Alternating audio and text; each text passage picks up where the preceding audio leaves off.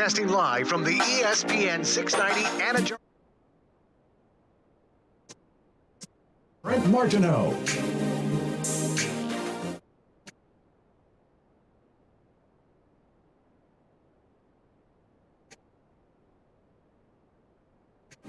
There it is. Put my mic on.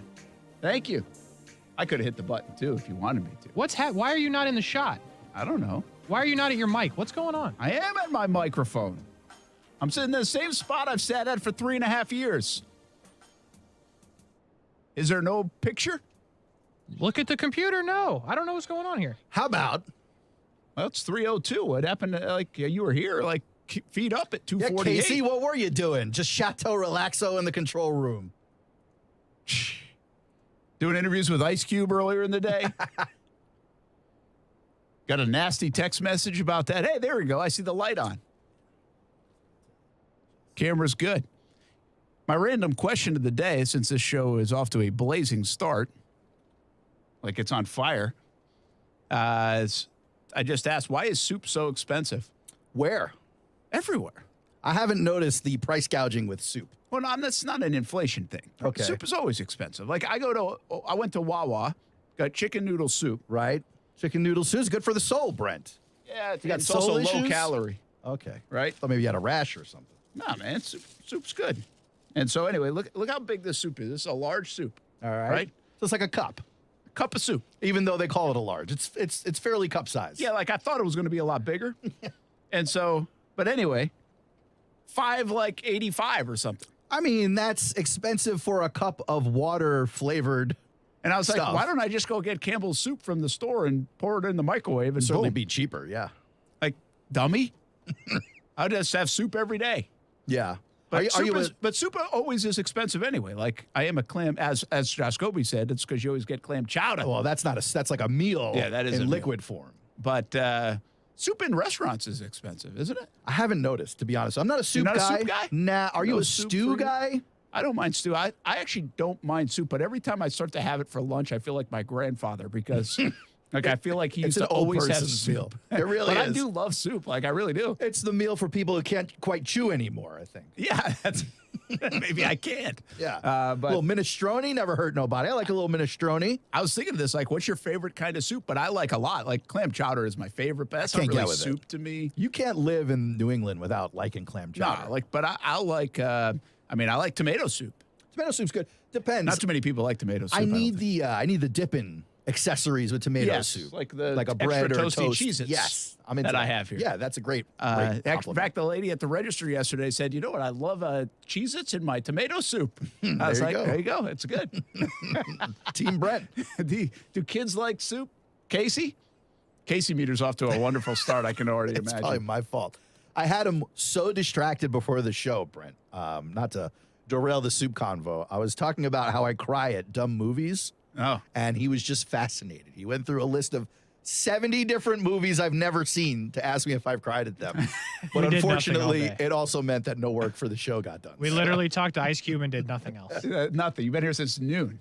I've been here since before noon. We did Meanwhile, nothing. I spent the last 2 hours trying to get you paid more. Oh, So you're welcome. Someone's going to work. There you go. How'd you do? Pretty maybe poorly. Pretty good. Maybe pretty good. I don't know. We'll Pretty see. poorly. You never know how it's going to work out. Like I drove into work today, drove in the parking lot. Like I'm like a full-fledged sales guy. That is what you said when you walked in. That's what I said to you. I'm like, it just hit me. Like I'm a sales guy. Yeah. No, don't like soup. I'm trying to let this register that I'm a sales guy. Okay. It's like Try to too let much. it sink Like, you in. know how many texts and phone calls and everything I made today from a sales world only standpoint? Are you unhappy with the way it's developed? I don't know. Like I just never fashioned myself as a sales guy. No, of course not. You've been talking sports your whole career. Like it's an interesting challenge, but I also, I guess I'm glad I don't have to hit sales numbers under the pressure they would feel different. And man, I mean, my wife used to be in this organization, but certainly in a few organizations for sales. I talked a lot about maybe off the air with Casey and sometimes with you about this is really a what have you done for me business? Yeah. What have you done for me lately business? Yeah. Like, great. I'm so glad you're good at what you do. What were your ratings last month? Yeah. Sales is even More. worse than that. I know. I mean, it's like And if the you're not better hitting you do, the budgets- bigger they put the Oh benchmarks. yeah, well right? that's what it is, right? You push when things are going well, and then you kind of support when things aren't. But Yeah, so I'm not under that kind of pressure, which is kind of nice. Yeah. Or that wouldn't be fun. Yeah. But I mean, it's kind of gravy, whatever we do, but it's part of like what makes the business work. Sure. But I kind of like, I don't look at it as sales like when I'm doing it. I kind of look at it as relationships and kind of learning a little bit more about the business and stuff. But it did hit me today. Like, okay, I made like 12 technically like sales calls today. yeah, that's a lot more than most salespeople are making. You got people downstairs on the verge of getting thrown out of the building because they can't make 3. Well, not only that, but like get the radio going. I got the Dream 18 golf tournament we got coming up, and always trying to raise some extra dollars for charities and work that angle too. So then we have some great, obviously, loyal partners over the years in both aspects. But thankfully for TV, I don't have to sell anything on the TV side. Yet, give it a Yeah, couple of but months. I'm highly I mean, involved with the sales part. once of you that. get like Hall of Fame at radio sales, suddenly you just dip your toe at TV sales. You turn that income up a little bit. I don't want to. I don't want to be in the Hall Become of the Fame. king of sales. Jacksonville. You could open up some used car lots, I don't. some sausage factories. Brent Martineau, he's the sausage king of Jacksonville. That would be He really fantastic. is. He really is. He's out the here sausage loving king. soup 3 meals a day, living the high life. Casey, you're not a soup guy? Amanda's actually eating soup right now. Hey, Amanda. Toast to you, Amanda. Toast of soup. Chicken noodle for me. What are you having, Amanda?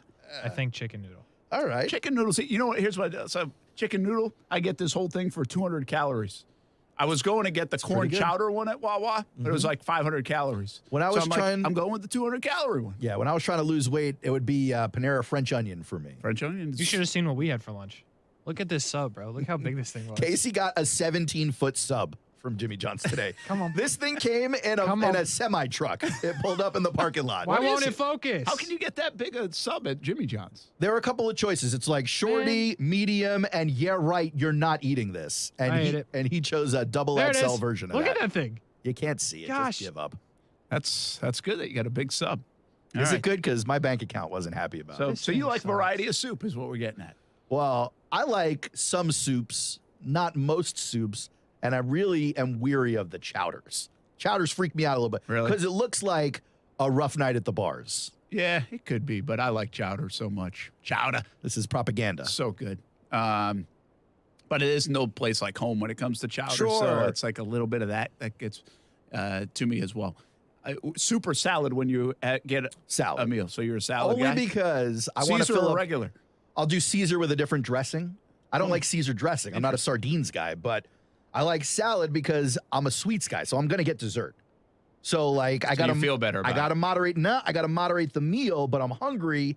I got to eat something. It's going to be like leaves instead of filling up on liquid. Yeah, I Yeah. got you. So it's It's not really about strategic. being healthy. It's more about No. saving room. Strategic, yes. Trying to leave room for the stuff that'll kill me. Because the crazy thing is like low calorie chicken noodle, but high in sodium, right? Is sodium not good get, for you? No, you get bloated. You retain all that water. Ah, see. Are you going to ask me if I'm a salad We're gonna guy? drink water. There you That's go. it. And now you're going to hold all that And we weight. got Celsius over here for later. Yeah, what are you? Well, you're a salad guy. You said you didn't eat soup. Why would I have to ask the follow-up question? I just thought you'd have some joke like he doesn't eat salad. Well, he doesn't, but Oh. that's fine. I do. You probably do. Yeah. You eat whatever's in front of you. You eat soup. No, there's no crunch with soup.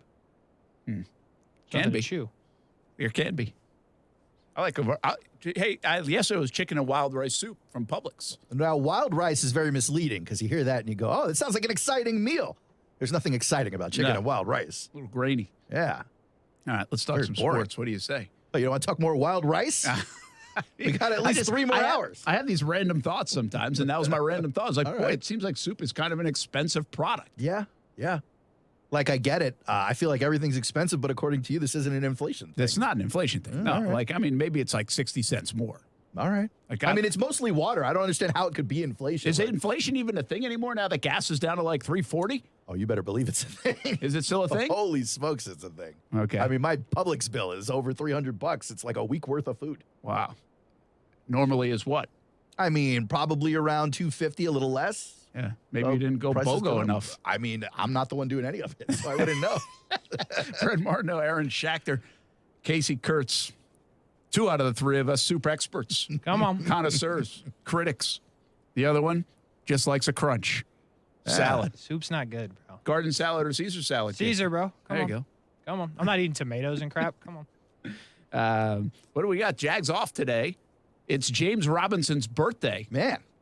Happy Very cool. birthday, James Happy Robinson. birthday, James. But it jogged my memory a little bit. We're going to get into this, not right this moment, but think about this. Think about this out there. Like, how good is James Robinson going to be, not only this year, but as a Jaguars running back in the history of the franchise? When you think of the history of the franchise, you obviously think of Fred Taylor and Maurice Jones-Drew. And then there are others, like, heck, you go all the way back to Natron Means, to James Stewart, to Does it have most to be recently running backs? Leonard What about Fournette. Greg Jones? He was a fullback, but, Yeah, he was a guy. But he's not going to pile up numbers, you know. Greg Okay. Jones, obviously a favorite, but I wouldn't put him in the category of piling up running back numbers, because my thought on James is how quickly, how soon, and we'll take a look at this, can he become like one of the best running backs in franchise history? Like, what does that look like? Is he already on pace to be better than Leonard Fournette, who, by the way, was on pace to be pretty damn good if he had stayed in Jacksonville? Yeah, that was the thing, though. He only was here, a couple of years. Wasn't here long enough. Yeah. So that's a little bit of food for thought. Soup for you. Here on a Tuesday edition of Action Sports Shacks You're trying too hard. on ESPN 690. That's what we do, man. We try. Roquan Smith wants to be traded.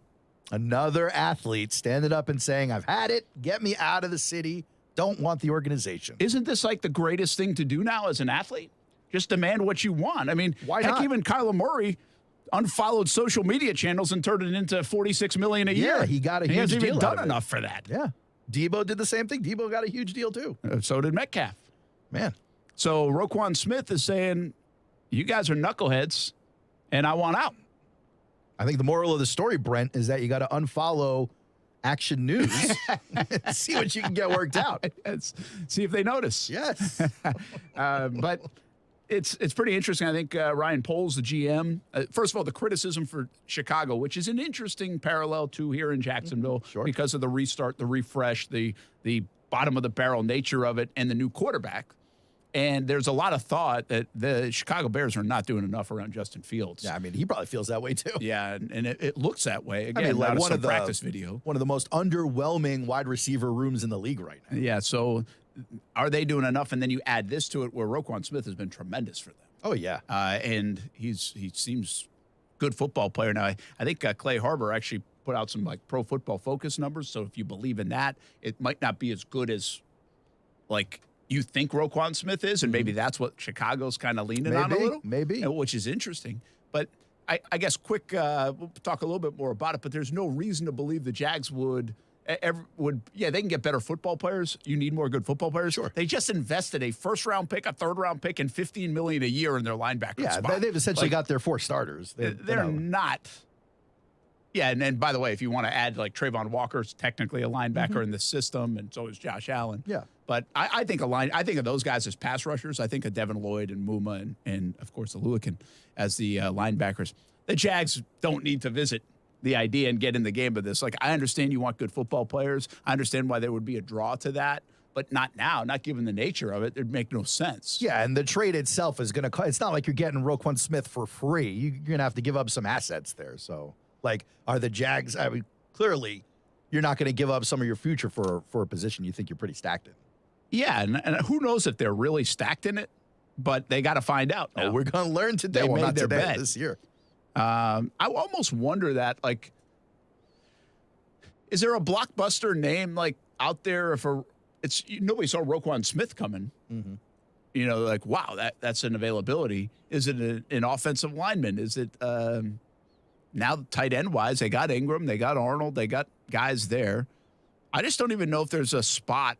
Maybe a defensive tackle, maybe a stud defensive tackle. Maybe is where the Jags could potentially maybe looking for more land someone. secondary depth if that's available out there. But Roquan Smith isn't coming to Jacksonville. It just wouldn't make any sense. The other big story today, Serena Williams. Giant, yeah. About to say goodbye to tennis, which I felt like was already in place. Yeah, because we hadn't seen her for a while, and then she came back. I think it was for the Open, and was bounced, I think, in the first round. But interesting way to announce it in that Vogue letter. Well, I guess it's, par or not for her, but for today's athlete. I mean, mean, that's what. Well, sure, you know, going Everybody to a picks big a spot, media you know? entity, yeah, but like Vogue, when I hear Vogue, I think media of yesteryear. Oh, is it? Well, that's just my thought. It's like, not in vogue. I don't know. Like, it's a magazine brand that went digital, right? So, like, I can't think off the top of my head of too many magazine brands that went digital that are still killing it, really. Like, what are good magazine brands? Like GQ? Yeah, like... Is that a brand? That's a thing, yeah. National Geographic is still a thing. Okay. You know, Popular Mechanic, it's still a thing, but, like... Popular Mechanic. Like, these are magazines from, like, the 80s and 90s. But I don't are know. they online and doing well? Well, they're online, but, like, you don't hear about... Did your kids engage with them? No. Mine don't. You know, I just Is that think just, are they still in grocery stores? Like, when you go check out? I wouldn't know. I haven't. I guess that's the point, That's right? probably I the haven't barometer, looked at right? a magazine in years. That's where you would look at magazines. Oh yeah, I remember seeing a funny ad at one of these content conferences, and it was like I don't know if it was a fake focus group or a real focus group, but the guy gives a little kid a magazine. Magazine's got an ad on it, and at the bottom of the ad are the icons for Twitter, Facebook, and Instagram. So the kid is looking at this piece of paper, this little 5-6-year-old kid, and he's trying to press the icons at the bottom of the page. And he looks at the guy, he goes, "It's broken," and he hands it back to him. That's awesome. And I'm like, yeah, that's the magazine industry. Like, Yeah. sorry, that's- guys. What's worse, the magazine industry or the newspaper industry? I mean, I imagine newspapers were less popular than magazines on the way down, but I think they'll last longer. Newspapers still offer a service, you know, investigative journalism and that kind of thing. Magazines, I don't know. Like, I think of brands like Sports Illustrated. I had a subscription to Sports Illustrated from like 8 years old to 20 years old. Yeah, you used to get a free hat, too. And, lots of free things. You get a phone, Yeah. you get a swimsuit issue. It was great. But I haven't thought about Sports Illustrated in, you know, more than a decade. I read the website sometimes when I get a link, but I'm not going there to look for stuff. Casey, ESPN, the magazine's not around anymore, is it? I don't think so. But don't they do a body issue still? Somehow tied to ESPN? Yeah, I mean, you can put out a one-off. So I is don't that think what it they- is, I though? don't think they put out a regular, like, weekly. Maybe That's they do called a monthly. calendar. I used to like, when ESPN, the magazine came out, I kind of liked it. It was chock full of stuff. It was big. Yeah, it was big. It was just cool to have a competitor to Sports Illustrated, really. Yeah, and I was not the loyal Sports Illustrated guy. Now, Sports Illustrated was good, but I'd read it more when I was at the doctor's or dentist or Bathroom whatever. for me, yeah. Yeah, and so, but I didn't get it to the house, is what I'm saying. I actually did, I think because it came with free something, like ESPN, the magazine, I remember actually like getting. The other one that I really liked back in the day was the Sporting News. Because I was a baseball guy. They were really good. They were in real good baseball. at baseball, yeah. They used to do those fantasy grades all the time. That was Yeah. a big, thick magazine book They had I used a to get lot every of year. data, stats in Yes, there. yeah. And I was kind of a numbers guy. And and I remember the writers. Like, I think Sporting News, David Kindred was the big writer for Sporting News. What's his name? Riley for Sports Illustrated on the back. Why can't I remember Riley's first name? Why can't I remember Riley's first name? This is really bad right now. Super famous. Used to write that back page article Yeah, he's every famous. week. He's still famous, but not right now. Not on this moment, as my mind blanks. By the way, the last issue of ESPN the magazine, Rick Riley. Rick Riley. That ESPN was the hard. magazine last issue was 2019.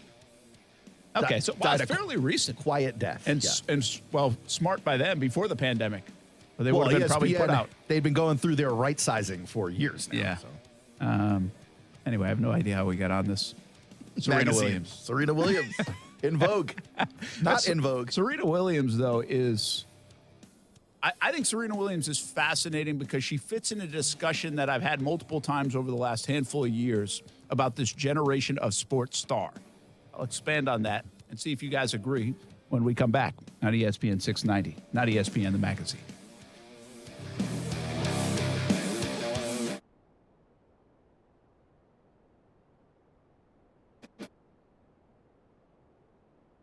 Now, the First Alert forecast on ESPN 690. Today, we will be tracking a few afternoon showers and thunderstorms shifting inland, but much of the day mostly sunny and hot with highs in the lower 90s. Tonight, a few clouds from time to time with lows in the middle 70s. Your Wednesday, mostly sunny and hot with a few afternoon showers and thunderstorms with highs in the middle 90s. I'm meteorologist Alyssa Pedrick, and that's your Action News Jax First Alert forecast. The Weather Center is brought to you by Beards Diamonds, where right now you can get 5 years, 0 interest financing with nothing down. Hi, this is Keith Gurr, president of American Window Products. We are Jacksonville's oldest replacement window company. We have been providing excellent service for over 38 years and still have an A+ rating. At American Window Products, we have helped over 36,000 homeowners, and we don't use subcontractors. Right now, we're offering a free installation on 6 or more windows, as well as a free energy package. Go to AmericanWindowProducts.com and click for an estimate. That's AmericanWindowProducts.com. American Window Products, we are the window professionals. Walk into 904 Chiropractic and Injury Center, and it doesn't feel like you're going to the doctors. Beautiful artwork of Jacksonville on the south side location, a laid-back atmosphere, and Rep Butler and his staff are really fun to talk to, and they are there to help you out. First-time appointments and adjustments, just $39 and maybe less pending your insurance. 904 Chiropractic and Injury Center. 3 locations, south side, St. Augustine, and the west side. Look them up at 904chiro.com. 3 locations, 904chiro.com. Best Bet St. Augustine is hiring with competitive pay. Work at St. Augustine's newest attraction that'll be opening soon. Best Bet St. Augustine is hiring line cooks, servers, chip runners, mutual tellers, landscape workers, porters, maintenance workers, and vault helpers. No experience is required. You must be 18 years or older to apply. Apply online at bestbetjacks.com or interview in person at Best Bet St. Augustine, Monday through Friday, 11 a.m. to 7 p.m. and Saturday from 11 a.m. to 3 p.m. Best Bet St. Augustine, 800 Marketplace Drive, right off exit 311 on I-95. Not 100, not 200, not even 300. I'm talking 400 pre-owned on the lot, ready to test drive at Arlington Toyota Pre-Owned. All makes, all models, all waiting for you to test drive and take home today. Plus, Arlington's 30-day exchange program comes with your purchase. That's 30 days to love your purchase or exchange it. Your next great ride is waiting for you at Arlington Toyota Pre-Owned. Shop in person, 10939 Atlantic Boulevard, and online at arlingtontoyota.com today. There are 16 spots in the playoffs and just one track left. Well, not just any track. Daytona. A last chance to keep playoff hopes alive and for fans to experience an event unlike any other. NASCAR weekend at Daytona International Speedway, August 26th and 27th. Get your tickets now at DaytonaInternationalSpeedway.com. Home buyers, you've waited long enough. Home Steps presents the Hometown for Heroes program. Get your down payment and closing costs paid. Move into a 2, 3, 4, or 5 bedroom with a trusted name at Home Steps. Meet Latasha Looper at Maggiano's at the Town Center Saturday, August 13th at 10 a.m. Food provided. Arrive early as seating is limited. Call Latasha today at 904-574-7180. A new era is here for Jaguars football. New championship-winning coach, new superstars, and new optimism. One consistent this fall is Tailgaters Parking will still be delivering the very best tailgating experience at the bank all season. Tailgaters Parking doesn't just talk a big game. They're right across the street from TIAA Bank Field. Offer clean, permanent restrooms, food options, a full liquor bar, and all parking spots are on a well-kept grass lot. Check out Tailgaters Parking at tailgatersparking.com to reserve your spot today. This should be 8 by 7. When it comes to closets, Janina's home organization business runs tip-top tidy. Is this schedule right? I'm gonna need help. But she needs to reorganize and find a new assistant. I know, it's your last week, but can you make sure the Hanson pantry's wrapped? Indeed can help her hire great people fast. I need Indeed. Indeed you do. We instantly connect you with quality candidates whose resumes on Indeed match your job description. Visit Indeed.com/credit and get $75 towards your first sponsored job. Terms and conditions apply. Technology lets you monitor your dog over your phone as he destroys your couch. But to monitor threats to your hybrid workforce, you need more than technology. You need CDW to assess risks and arm your team with pre-configured HP notebooks equipped with HP Wolf Security. AI-enabled threat detection, built-in security, and remote management keep your endpoint safe 24/7. Unlike that antique vase. HP makes always-on remote security possible. CDW makes it powerful. Learn more at cdw.com/HP. Hey everybody, it's Brent Martineau from Action Sports Jacks. There's a good chance you have a smart speaker, so use it with the ESPN 690. Stay up to date on the Jags and all things sports by telling Alexa or Google to play ESPN 690. It's as easy as that. Make sure you listen weekdays 3 until 6 p.m. on ESPN 690. I think Roquan Smith is probably correct if his belief is that, hey, if the Bears won't pay me what I want, someone else there's someone else out there that would. I think he's probably right about that. So it's a question of whether the Bears feel okay about, granting his trade request, or whether they would rather come up with the offer, or rather that where they would tell him what, the Browns told Kareem Hunt, like, yeah, you may make a trade request, but we don't have to honor it. Yeah, you don't have to honor it, but then you get disgruntled guy. And how disgruntled will you get? Yep. So that's always the key with these things. And can you listen? Deebo Samuel wanted out.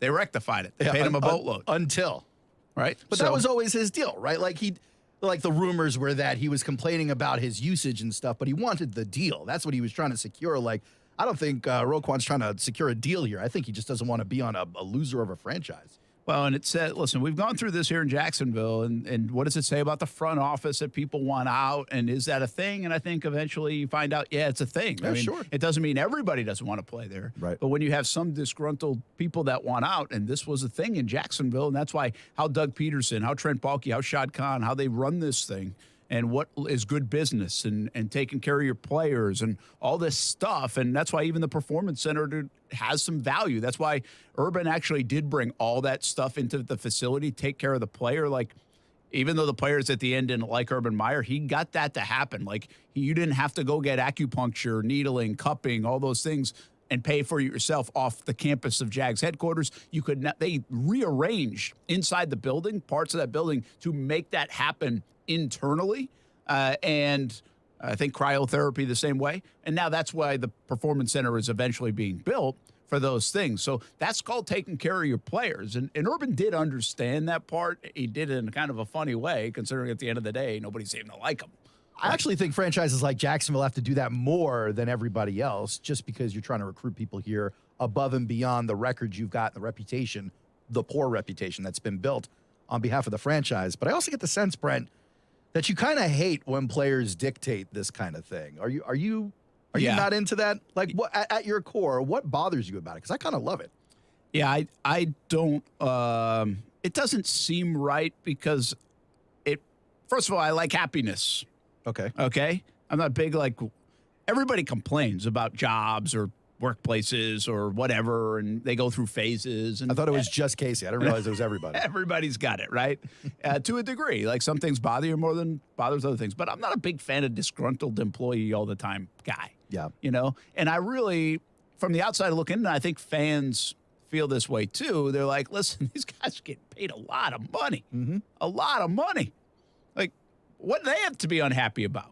But if you really look deep into it, I think there are situations, I think principle, and Austin, you say this all the time, what the money says. Like, it's bigger than money. It's not about how much they're making. They're going to end up, probably a lot of these guys that are disgruntled, with more money than they know what to do with anyway.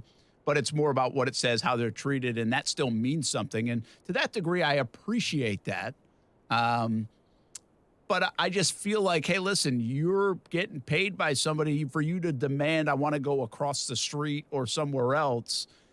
You better have a damn good reason, it feels like. It just doesn't feel like an ordinary move in the structure of the world, I guess. And that's not to say it's right. It just feels out of place. And when the athlete gets power, and that's happened, that now is the athlete has power, I think it's even really hard for a fan, because I'm not sure if there's a fan in Jacksonville that believes fully like Trevor Lawrence will play his entire career in Jacksonville. That's an interesting take on that. Because he could be great, and he could at some point pull Tom Brady, Peyton Manning, all the rest. Now, the organizations help pull that as well. Injuries in Peyton Manning's situation help do that too. But, I mean, if Tom Brady can't stay with the same team until the end of his career, then nobody's safe. All right, but what if Russell Wilson just did it too? What if I go ahead and turn that mirror around at you and be like, all right, then explain to me what the 49ers were doing with Joe Montana. Like, franchises have been able to do this forever. Yeah. So, like, why not? Why can't the players take advantage of that? Well, and by the way, I don't say why not. I just think it feels there's probably this old school mentality to me, almost like replay in baseball, that doesn't always sit well.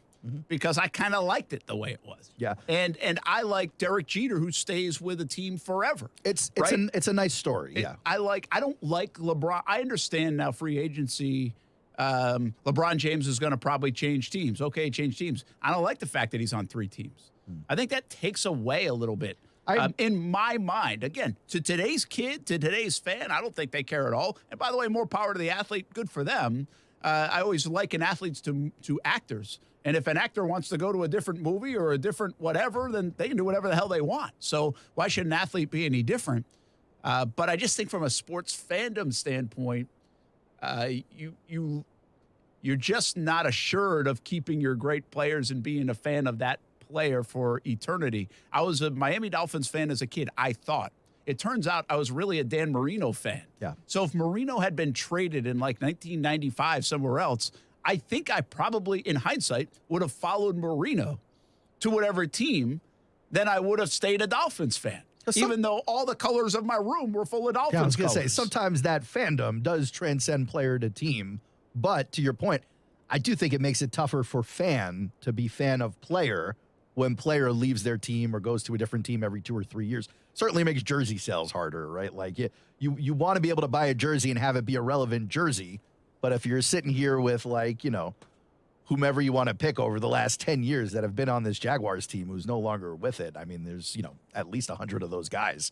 Yeah, it does make it tough. I'm looking at these guys going, they got a small window to make the money while the getting's good. Their bodies are only lasting for them, especially in the NFL, for 3 to 10 years for the most part, really less than 10 years.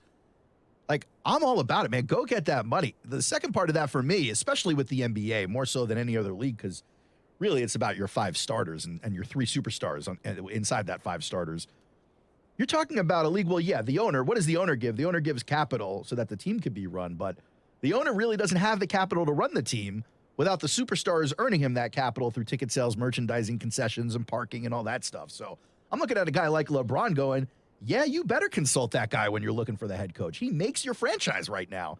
I'm looking at Kevin Durant going, he's asking the owner to fire the head coach and the GM, and 10 years ago, that would have sounded like mania. It would have sounded insane.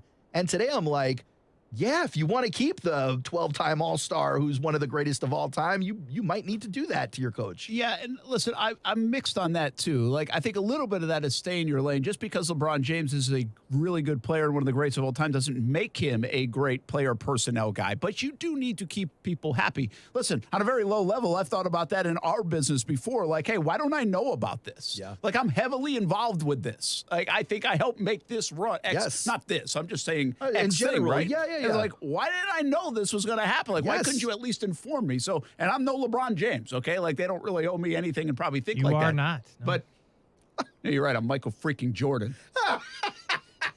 Take that, Brian Middleton. Take that. And what?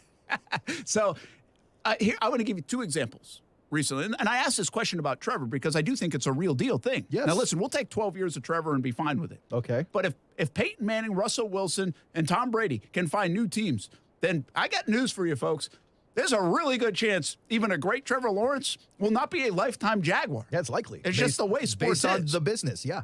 So I give you 2 examples that are interesting dynamics in this conversation, and then I will get to Serena Williams and that a little bit later. Now, but I like this. One is Jalen Ramsey. Okay. Jalen Ramsey, we had discussions for months about Jalen Ramsey when all that was going down. Huge story. And we could see the temperature change. Jalen Ramsey, people were mad at the organization. They were on Jalen's side. They knew how good Jalen was. They didn't want to lose Jalen. They also and rightfully so. They also didn't love Coughlin at that point. Well, that's true, but they were more mad at Coughlin, the regime, Shad, everybody for how are we going to lose this guy? Yeah. I hear you. Get yours, Jalen, whatever Jalen needs or, anything. And Jalen, by the way, can be a bit of a polarizing player even to the fan base at times. Sure. But I think the fan base was, now I'm talking Jags fan, right? They are locked in on Jags, love the Jags for 25 years. And they're on Jalen's side of like, hey, organization, get it right. Well, as soon as Jalen leaves, they're screw you, Jalen. Right? Yeah. As soon as he leaves. And so those are Jags fans, man. If you're not with us, you're against us. Simply said. What feels interesting now is like a Russell Wilson. Russell Wilson goes to Seattle. He helps make Seattle.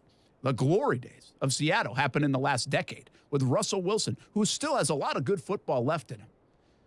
how do they feel now about Russell Wilson being in Denver? Okay, he's out of the conference, he's out of the division, he's It's out of also all that stuff. a less messy breakup.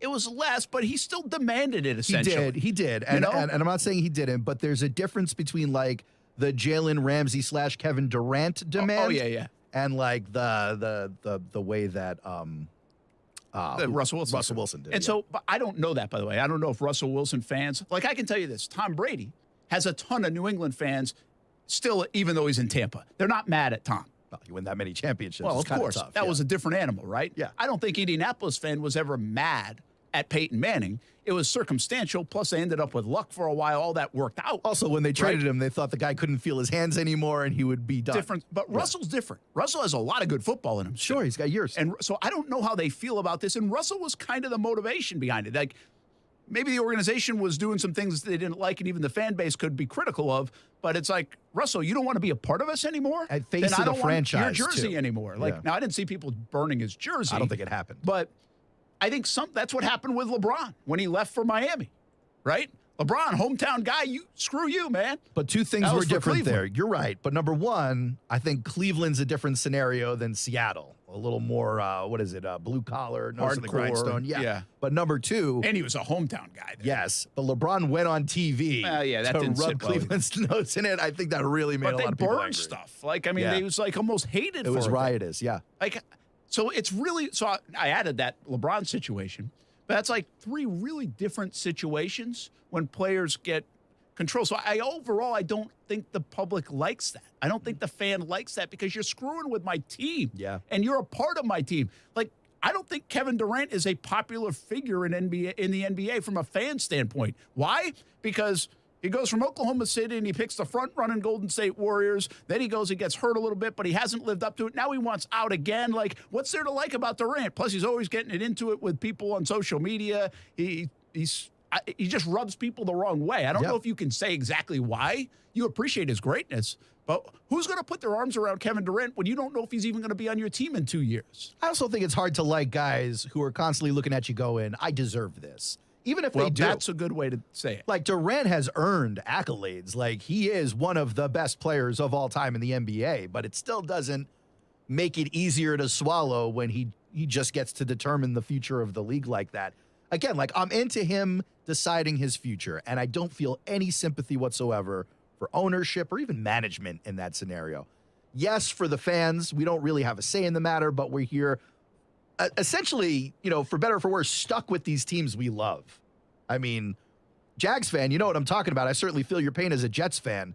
You don't necessarily want to lose over and over and over for years, but you're still here. You still believe. And a lot of us, I think, find it hard to walk away. So to see an athlete do it so easily, I think really does hurt sometimes. Yeah, it is a little bit like, what else do you want? Like Russell Wilson, you want out of Seattle? I mean, they gave you like $300 million and you won and you're like a part of the community and you want out? Like, why? Like, oh, well, they're not run that well. Okay, fan will be like, yeah, I get it. Like, if I don't like my employee, then I want out too. Well, right? You can relate a little bit to that. But that's what's going on these days. That was the great resignation during the pandemic. You said something that's really interesting, and that's a buzz thing for me. You say deserve and earn, and I think there's a massive difference between that. Like, sure. I don't think people deserve almost anything. I mean, It's very hard to few say. people deserve. Like, I think it's an earned thing. And so I think you're right. When you think you are in a place like where you deserve this, like I hate that in our own building sometimes when people think they deserve such and such thing. Yeah, right. I mean, what do you? I just don't think that's a thing. Like, I don't think you deserve things. Very few times. And so I think Kevin Durant's does come off a little bit like, I'm freaking Kevin Durant and I deserve to go win another championship wherever the hell I want to win, rather than I want to go build this team because management sucks. Like, there's a difference there. There is, but it's not just a sports thing. It's in our business. It's in everyone's business. You know, if you've ever walked into the boss's office looking for a raise or better hours or more favoritism or anything like that, it's about leverage, right? Do they need you? Do you need them? And who needs who more? Because that's who's winning that conversation. Yeah, Casey, I think you're interesting here because I see it in, I think, my kid and other kids now that I think people I think the younger generation is more a fan of player than organization for the purposes we're saying. It's hard to fall in love with an organization, have your favorite player, and have them leave. That's a messy divorce and emotionally. But I say that, Casey, and you're like a big Lightning fan. You're a big Rays fan, and you've dealt with that a lot with the Rays. Yeah, them boys have sucked forever. But they swap these guys out on rotisserie constantly. Yeah, I mean, it's annoying. Like, I've been there with the Rays. Like, Will Myers is my favorite player. They traded him. I thought it was stupid. I was very upset about it, but, like, you just can't leave. Now, but to your point, Lightning, I'm rocking with them. Jags, rocking with them. Rays, rocking with them. NBA, I'm strictly player. Because it's hard to be anything change. else. Yeah. Well, just like I never had a team, and like I liked Carmelo Anthony, but I didn't really like the Knicks, you know? But, like, yeah, it's dangerous to fall in love with just a player. Yeah. And the team. And both. Mm-hmm. Yeah. Like, everybody's got their favorite players.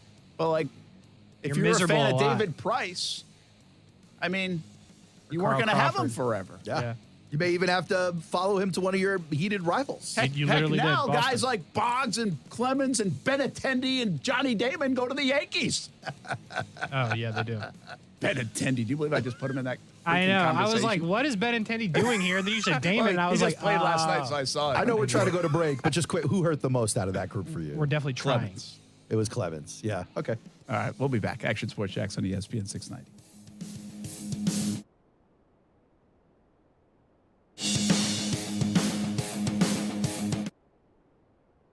For all the support on the Dream 18 cards, we sold out of Dream 18 cards, and we're raising more funds for local charities through the Dream 18. And coming up next, it's a Dream 18 golf tournament, September 19th at the Golf Club at Southampton. Registration is now open. We'd love you to be a part of it.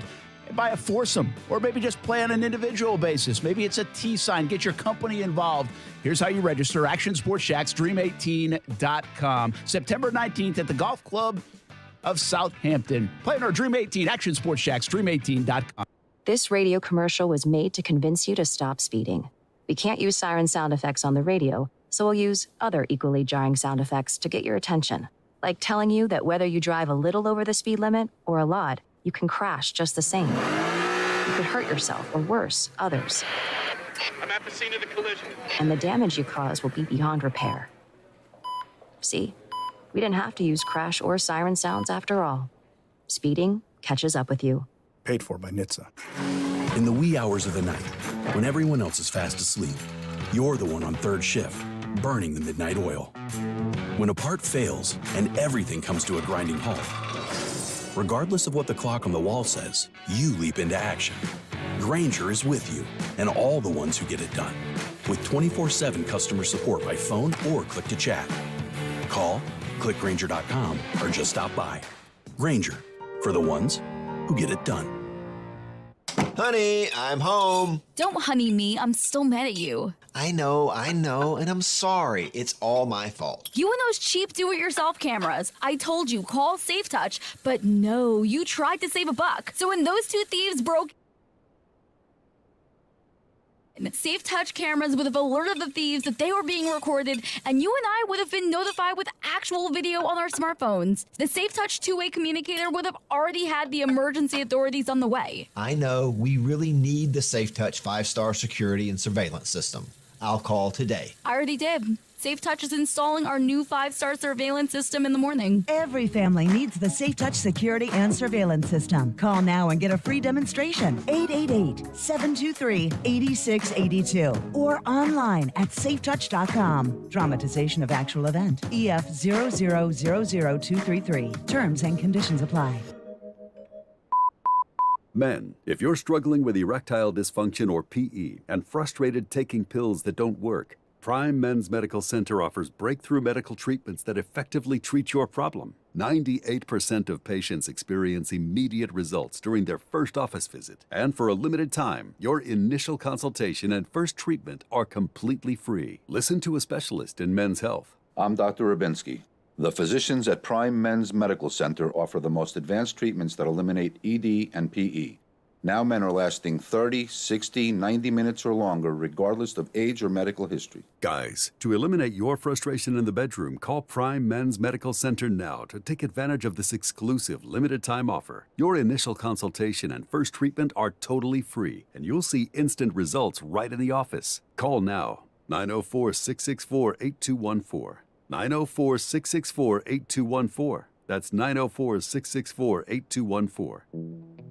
Hey, does your car still only play CDs? No Bluetooth? No CarPlay? You've got an old car, my friend. You know what's better than an old car? A less old car. Get a car or truck that's new to you with a great used car loan from 1-to-1 Financial, Jacksonville's hometown credit union. Get pre-approved for a loan and shop at any dealership in town. Get a low rate and get rid of that old car today. Apply online at 1to1fcu.org. Federally insured by NCUA. 5X480. Dayton B100 V-Belt, one of the many parts Grainger carries. It's also the item that helped Rob carry the day. The job was on hold, deadline fast approaching, but a quick search on Grainger.com and Rob found his part. And with same-day pickup at his local branch, he and his crew got the job done, safely and on time. Get supplies and solutions for every industry with real-time product availability. Call, click Grainger.com, or just stop by. Grainger, for the ones who get it done. Staples has everything for school at great prices. So this year you won't go back to school. You'll be ready to move forward and build that papier-mâché volcano.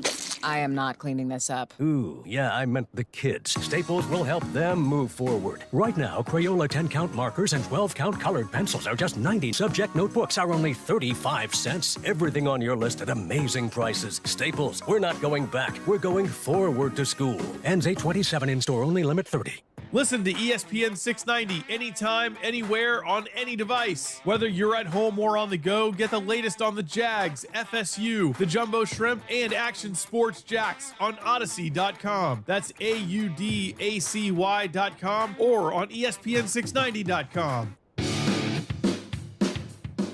Talking about Jamar Chase being so driven to be even better than he already was in his rookie season, when he went for, over 1,400 yards and 13 touchdowns? That is going to have a huge impact.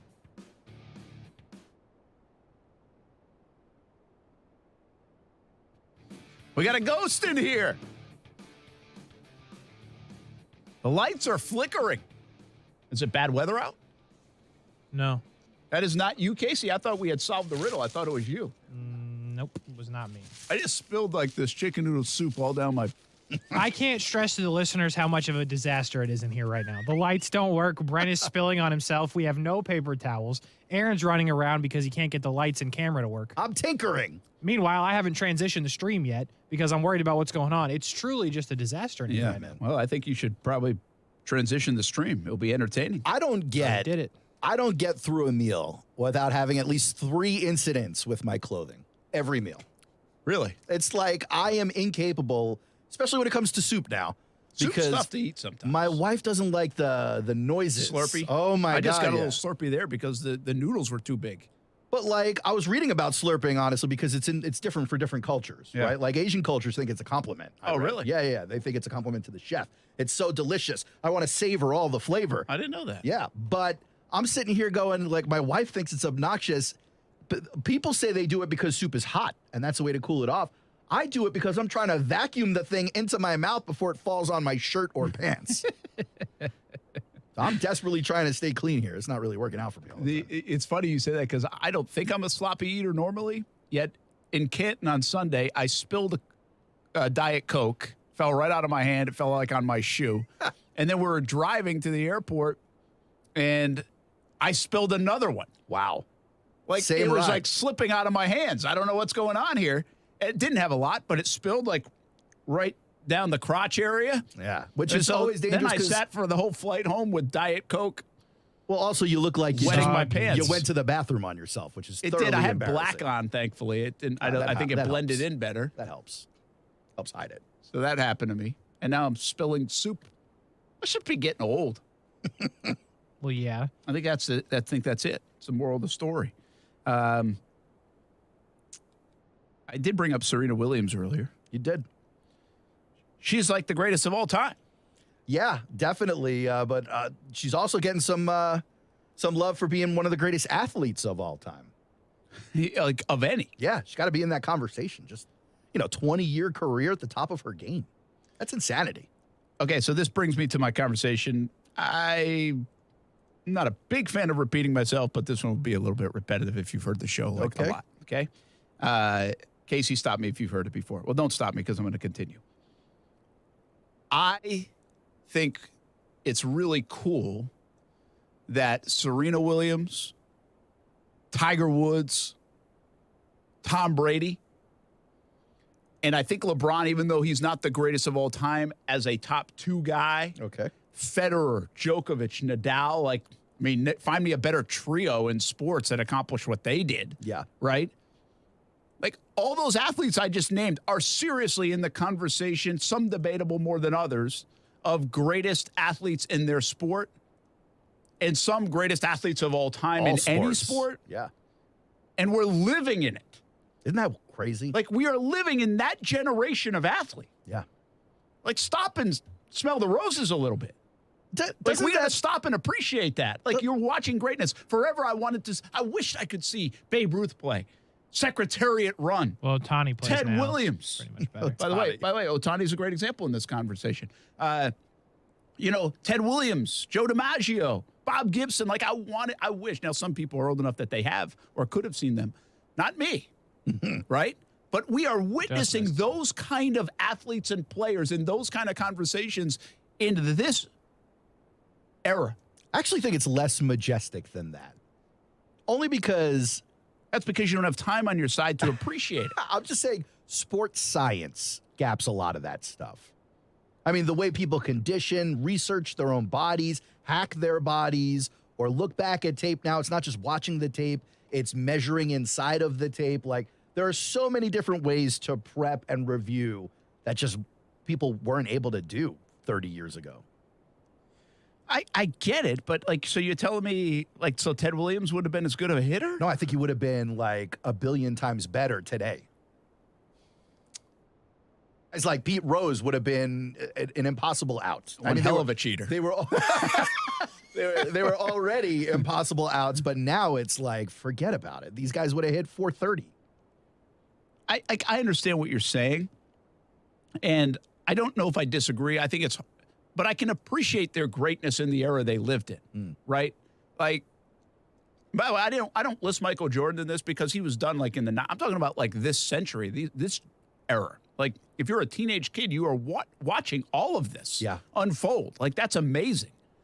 And I don't know that part. I can't do that. Like, I don't like comparing eras because I don't know. Like, would Babe Ruth be better today or worse? It's not apples to oranges, but I think he would be significantly better. Worse. I think he would be skinny or in shape more so than he was. He would have better nutrition. I mean, he'd be getting the money that teams would want to protect that investment. Wouldn't be smoking cigars. I'm sure that shortened his career a bunch. Like, all that stuff would have been better for him. Who knows? He may have been on the roids with Bonds and all these other guys.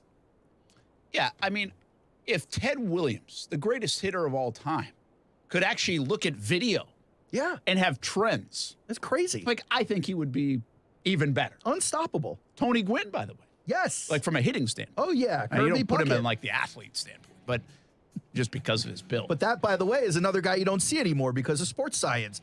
These fat, great athletes. Well, that's true. Tony Gwynn, Very Kirby few of Puckett. them. Bartolo Colon. Hello, Big Sexy. Specimen, that guy. Like Sid Fernandez Jr. There's a big guy. Is it the big?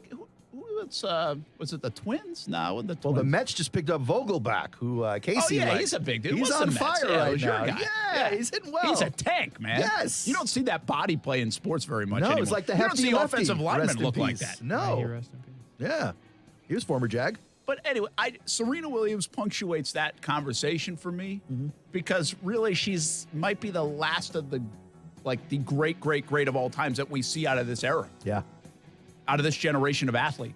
Yeah. And I think you can make the case, and I think it's clear as day, this is the greatest generation of athlete we have ever seen. It's crazy how many great ones there are, yeah. And so maybe it is scientifically aided, but damn, man, you got to appreciate it. Like, 100 years from now, they'll be talking about this generation of athletes. Oh, yeah. Still. Yes. Which is pretty cool. We'll be back on ESPN 690. Hopefully, they'll be talking about this show 100 years from now. I doubt it.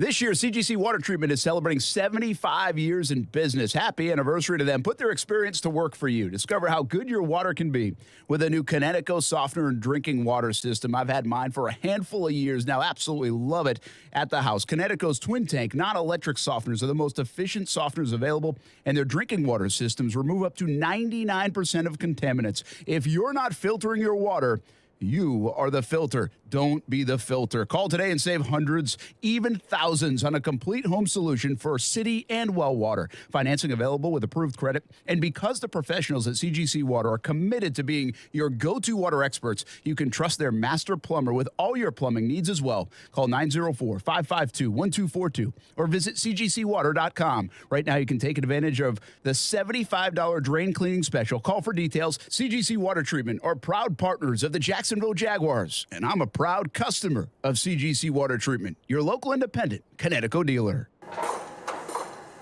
UFP Folkestone, the #1 site-built construction plant in Georgia, is now hiring for multiple departments. We've been around since 2016, and we're located in, you guessed it, Folkestone, Georgia. Around here, we're more than just coworkers. We're like family, and we're part of an international family of companies with a long history of promoting from within. So if you like to work hard and get rewarded for it, this is the place for you. Check out our openings at ufpi.com/careers. Hey, poker players! The Summer Heater Poker Tournament Series is at Best Bet Jacksonville, 11th to the 21st, featuring 11 different poker tournaments, including the main event, a no-limit hold'em tournament with a $1,500 buy-in from August 19th to the 21st. If you're looking for an exciting poker tournament this summer, visit us at Best Bet Jacksonville, Florida's largest poker room. View the tournament and satellite schedule at bestbetjacks.com. That's bestbetjacks.com. Don't miss it. Call me, Mark Anajar, at the law offices of Anajar and Levine at 904-600-4000. That's 904-600-4000 for a free consultation and take back control of your life. Office in Jacksonville.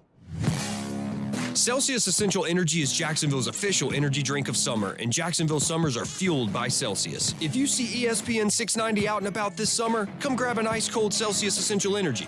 Live fit. The Tech Coast Conference brought to you by KPMG is back, October 3rd and 4th. Jacksonville is a dynamic hub for technology and development. The Jacksonville Chamber IT Council is excited to again showcase Northeast Florida as a tech leader of innovation and creativity. Be a part of the Tech Coast Conference to highlight your company as a tech innovator. To participate or sponsor, log on to techcoastconference.com for event details. That's techcoastconference.com. Cutting the price of your wireless bill feels good, really good. Actually, it feels great. You should try it out. So cut your bill by switching to Straight Talk Wireless, now offering our $45 Silver Unlimited plan with 5 gigabytes of hotspot and nationwide 5G on America's largest, most dependable networks. The $45 Silver Unlimited plan from Straight Talk. Straight Talk Wireless. No contract, no compromise. A month equals 30 days. See terms and conditions at straighttalk.com. 5G capable device required. Actual availability, coverage, and speed may vary. Stay cool this summer with AC Pro and O'Reilly Auto Parts. Right now, get a $15 O'Reilly Auto Parts gift card after mail-in rebate with the purchase of select AC Pro ready-to-use refrigerant products that include a hose and gauge. Beat the heat before you hit the road with AC Pro at your local O'Reilly Auto Parts store. O'Reilly Auto Parts. If you've been thinking about a new Toyota, then stop thinking and start buying during the national sales event going on now at Arlington Toyota. And check this out. Arlington's got 500 new Toyotas available, and that makes now the perfect time to slip into a new ride. Plus, you get 30 days to love your new purchase or exchange it, and a lifetime warranty with your new Toyota purchase. So stop thinking and start buying. Even better, start your engine. It's the national sales event at Arlington Toyota. Shop in person, 10939 Atlantic Boulevard, and online at arlingtontoyota.com today. Broadcasting live from the ESPN 690 Anajar and Levine studios. Anajar and Levine Accident Attorneys. Call 904-600-4000. That's 904-600-4000. ESPN 690. Jacksonville's home for ESPN Radio. WOKV Jacksonville. Listen live everywhere you go on ESPN690.com. ESPN 690, a Cox Media Group station. Essay for Vogue.com today admitted she had mixed feelings about her next chapter, didn't even like using the word retirement, instead opting for evolution. Williams began her professional tennis career in 1995. At age 14, she's won 23 major championships, 73 singles titles, and 4 Olympic gold medals. There is only one way to describe Serena, according to ESPN tennis analyst Mary Jo Fernandez. I still consider Serena Williams the best of all time. I mean, hands down, she was so dominant for so long. Best serve we've ever seen. And, the numbers, back it up. I just feel like she has really been the best player that we've seen on so many different levels. The 40-year-old Williams implied that she'll try to play in this month's U.S. Open, her final tournament, in one last attempt to tie Margaret Court's major titles record of 24. NFL Saints quarterback Jameis Winston day-to-day with a sprained foot. Coach Dennis Allen says the team doesn't feel like it's anything significant, but Winston won't play in Saturday's preseason opener. Keyshawn, J. Will, and Max. Odell Beckham Jr. still without a team right now. The best landing spot is where he's already at, in Los Angeles. Re-sign with the Rams when you get healthy. This and more, Wednesday morning at 6 Eastern on ESPN Radio and on ESPN2. Broadcasting live from the ESPN 690 Anajar. Brent Martineau. The power is not in the hands of running backs anymore. And I don't know, especially in a year when there's an awful lot of teams very snug right up against the salary cap. I don't know that a lot of teams are going to want to spend. I'm not saying there's no team, but I don't know there's a lot of teams that are going to want to spend money, significant cap money on a running back. Did I miss the beginning? Who was he talking about? Kareem Hunt. Kareem Hunt. Oh. And here's the thing. Talk about another guy. When you talk about leverage, here's a guy who's a great running back with no leverage. Zero. I mean, to the point being made, no one's out there trading first-round picks for running backs. So, let's say the most overused word in sports broadcasting is great.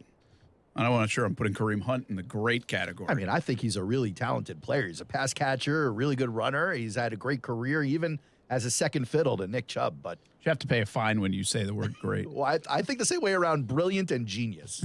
How many times have I said that today? I hear brilliant, and I'm like, maybe it's just kind of smart. Yeah.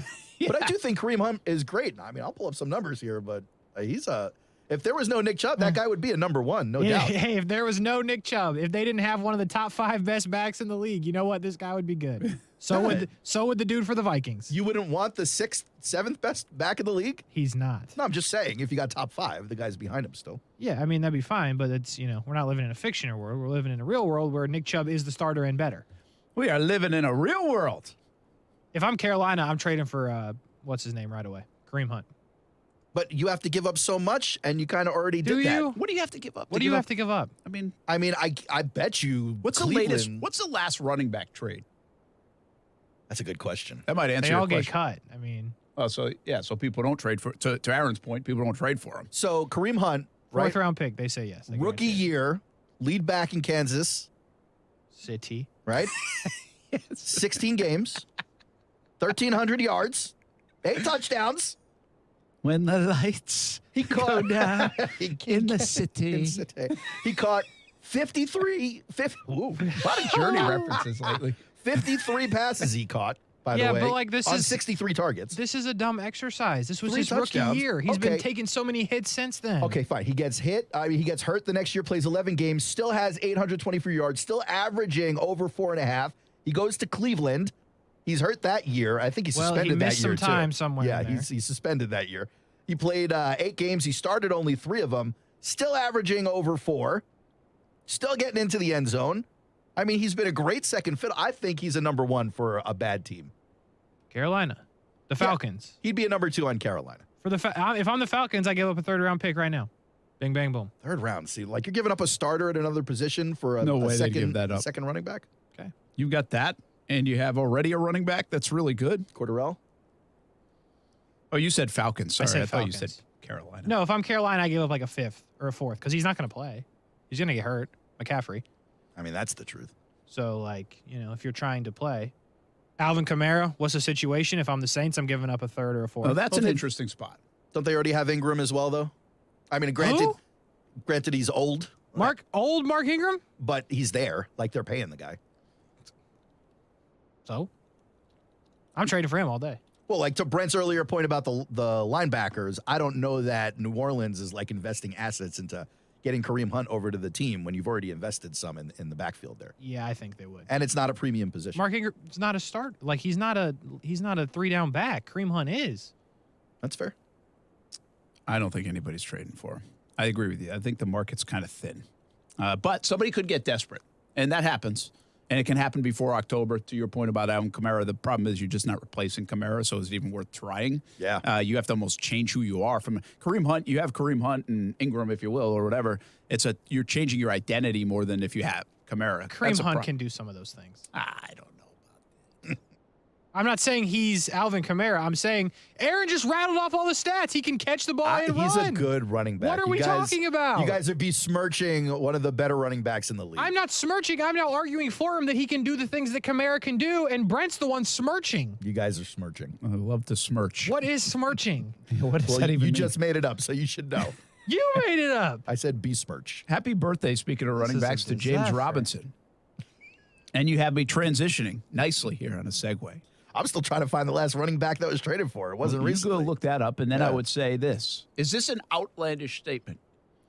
With one more productive season, this one, for James Robinson, he would be the third best running back in franchise history. What's productive? Pedestrian good? What's he done or like first amazing couple good? Years? About almost 1,000 yards. Because he's been the guy. He's been the spotlight guy. He hasn't been the number 2. Yeah, and by the way, I think this team fancies him as that number 1 guy, in even ahead of ETN, as like that pound it back. Mm-hmm. And we'll see. I mean, injuries could say a lot about that. Sure. And the health of James. But listen, James getting back to work. He's been in drills. I still think his gait, if it looks a little like laboring from my eyes, but that might just be my eyes because I know he's coming off injury. That being said, he's working himself back, and I think he plans to be ready to go. So you got Fred Taylor, right? And you have Maurice Jones-Drew. Combined, those guys have almost 20,000 yards rushing in franchise history. And, oh, by the way, gosh, my eyes are getting bad. 130 touchdowns. Really holding that computer real close to your face, aren't you? I mean, why can't I see that? Like, that is amazing. Love it. Yeah, Love so seeing watching guys me get get old. old. Yes. But hey, hold on, let me just blow this up. 130 touchdowns combined. So those are the cream of the crop, and nobody's close. Yeah, big numbers. So third in French. Now, I used to have this conversation, by the way, about Leonard Fournette. And Fournette played 36 games in a Jags uniform. Okay. And he was 4th all-time in rushing. That's insane. You know, 3rd all-time is James Stewart. It took him 60 games to get 300 more yards rushing than Leonard Fournette. Yeah. So James was a nice piece, but he certainly isn't like, oh my gosh, what a epic back in Jags history, right? Yeah, 50 years from Now, now, he did score a lot won't of be on that touchdowns, list. 33 touchdowns. So he is 3rd all-time on the rushing list. But we obviously get to a bunch of guys that have only been here a few years. And so Fournette is easily surpassable for James Robinson. Robinson has played 28 games, 8 less than Fournette, and he's got 800 yards less than Fournette. So he's got a 4.5 yards per carry, which is really pretty good. That's pretty good. You know, Freddie T had 4.6, which is an unbelievable number for the amount of carries he had, and should be noted by the Pro Football Hall of Fame committee. Maurice had 4.5 yards per carry. And outside of that, right? outside of quarterbacks, 114 games versus 140. Outside of quarterbacks, like Garrard, Bortles, Brunell, who are also on this rushing list, I believe, I just want to say, don't want to say this and misspeak, but James Robinson is 4.5 per carry. He's right there with Maurice Jones-Drew, and he's right there with Fred. He's like 0.1 behind. So my point being, if he plays a 17-game season, he would be up to 45 games played. He would get another, 1,000 yards. He would be then 3rd all-time or close to, it might be 4th, depending on if he's a little over 1,000. He's got 15 touchdowns, so if he gets another 5, he'd be boosted right up to 4th all-time in touchdowns. But he's also been helped by being on those teams without a clear vision at quarterback and wide receiver. Yeah, I don't know if that's a help or not, considering the fact that they can't score very much. It's a fair other side to the point. I just think they're going to get into the end zone in other ways that don't involve James Robinson this year. Yeah. So anyway, I just was thinking of it today. It's his birthday. What do you expect out of James this year coming off the injury? Can we expect what we've already seen? You know, he obviously had last year shortened. He's an unbelievable story if he never runs for another touchdown in his life to do what he's done, undrafted free agent. The Jags found him. He was basically made Leonard Fournette expendable, was better than Leonard Fournette would have been that year. And they got the next back for the next potential handful of years. And now a 1-2 punch with ETN, which could be super dynamic, by the way, if both do stay healthy. And so this year, I mean, if he were to play every snap, he'd continue to push out 4.5 yards a tote. I mean, you're talking about a guy who jumps immediately into the top 5, which is kind of easy to do. Top 4, I think he goes ahead of Fournette. And then he really would be in the James Stewart conversation, which Stewart compiled some better numbers, but he did it in 60 games, like a lot more games than Fournette and James Robinson. These are not done. the same kind of player. No. So, and I know James, by the way, Stewart is a fan favorite, and as he should be. He scored 33 times in 60 games, which is pretty darn good. Anyway, that's what we're talking about with James Robinson. 3 years in Jacksonville, and boom, maybe the third best back behind Maurice and Fred ever. And it's I should say interesting. Fred and Maurice. This is like the second or third category now. We're talking about a guy with not a long tenure on the team, ultimately being in the historic annals of the team. You know, first we're talking about at tight end with Evan Ingram. If he puts in a halfway decent Evan Ingram-like season, would it be one of the best all-time for tight ends? And now we're talking running backs. It might say more about the organization than it says about the player. It does. But I also think when you talk about a 3-year run, see, I said this about Fournette on his way out the door. I think Fournette was underappreciated. I think Fournette did a hell of a lot that 2017 season. He changed the mentality. He, for the first time since I had been here, no, that's not true. For the first time since Maurice Jones-Drew had been here, he became someone that people had the game plan around. Yeah. Even Allen Robinson and Allen Hurns, he still had Bortles throwing the ball. People didn't respect it enough. Like, that wasn't a thing. Fournette, immediately, before he ever had a carry, because Coughlin had come in, Marone had come in, they knew what they were going to do and run the football. He became someone that the defense had to focus on. And I think he was a huge reason they made the AFC Championship game from a mentality standpoint, a performance standpoint. Hey, this is what we are, identity standpoint, to the point where I don't think Leonard will ever get enough credit for it, because people say you shouldn't have picked Leonard. You should have picked Deshaun Watson or Patrick Mahomes that year. Well, the bottom line in 17 alone, Deshaun Watson or Patrick Mahomes wouldn't have got you to the AFC Championship game. The third best season, if you will, in franchise history of getting to the AFC Championship game was in main part, I believe, because of Leonard Fournette. So even Mahomes and Watson weren't helping you. Now, of course, the long-term vision of the franchise and everything else, now not Watson, but definitely Mahomes would have been the better pick. I get it. But again, I just think it's underrated how big of a factor Fournette was in a short time. And he was on pace to do all these things I'm about to say about James Robinson, you know, to start inching ahead in the annals and the record books slowly and try to get to if he could have any long-term play here. Same with James. If James could play here for 100 games, he's going to creep up on Fred and Maurice Jones-Drew in these numbers. Yeah. So I'm not sure anybody's going to top Fred because nobody runs the ball to that degree anymore, and running backs aren't playing that long. You're going to get rid of them and go to the next guy. So I think Fred's going to have that record forever, and by the way, well-earned in that respect. So 2 James questions for you then. Number 1, at what point during this preseason do you really get to understand where James is at in the recovery? Or do you get to see it before the season starts? Yeah, that'll be interesting. You know, we keep asking about ETN playing. James is back in drills. I don't think James will play this week. I'm not planning on that. But he could play the next week. How crazy. I mean, these guys. Off the Achilles, yeah. Yes, that's like a year-long recovery for people. By the way, another thing that sports science has helped improve. I'm sure back in 1912 when you tore your Achilles, you were taken out back and shot.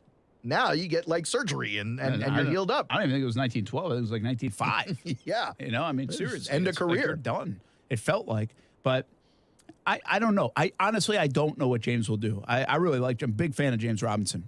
I think that was a significant injury. he already is, I think, a guy that's, no doubt overperformed anything anyone could have imagined. Can he get back in the groove and live up to what we have seen as James Robinson? Should we expect out of James? That's why I asked the question, not only from an historical standpoint with the Jacksonville Jaguars organization, but this year, should we be expecting James Robinson to deliver the way he delivered the last 2 years? Or is that too much to ask a guy coming off an Achilles who has already overperformed any football person would have imagined him overperforming? Yeah, like at what point does James get the respect that like a Russell Wilson got after being plucked out of the 6th round or whatever it was? Third round, yeah. Tom Brady in the 56th round. Brady's the best example there. The other question I wanted to ask you, though, it was recent history, according to you, that Fournette was such a huge factor in Jags game day and the game planning against the Jaguars. So 2017, not that long ago, is it just that it's a copycat league, or has the philosophy changed that rapidly that running back is no longer a premium position, despite just 5 years ago it being such a big factor for you when it came to this team? I think we have seen the running back come back a bit in some areas. It depends who you are. But Casey, Nick Chubb, right? He's putting up monster numbers. Yeah, Derrick Henry as a pure back, putting up those guys. monster numbers. So there are teams that will commit to it. The Jags did that. Now, I think when it works, it's great. When it doesn't, you look old. Yeah, you look like an old way of thinking. Like, that's just not the way it's played. And so this is a knock on Tom Coughlin and the Jags organization that they went back and tried to revisit back in time, even though football will always be run the football and stop the run to a degree. They tried to go back in time, and it lasted for a year. It was good.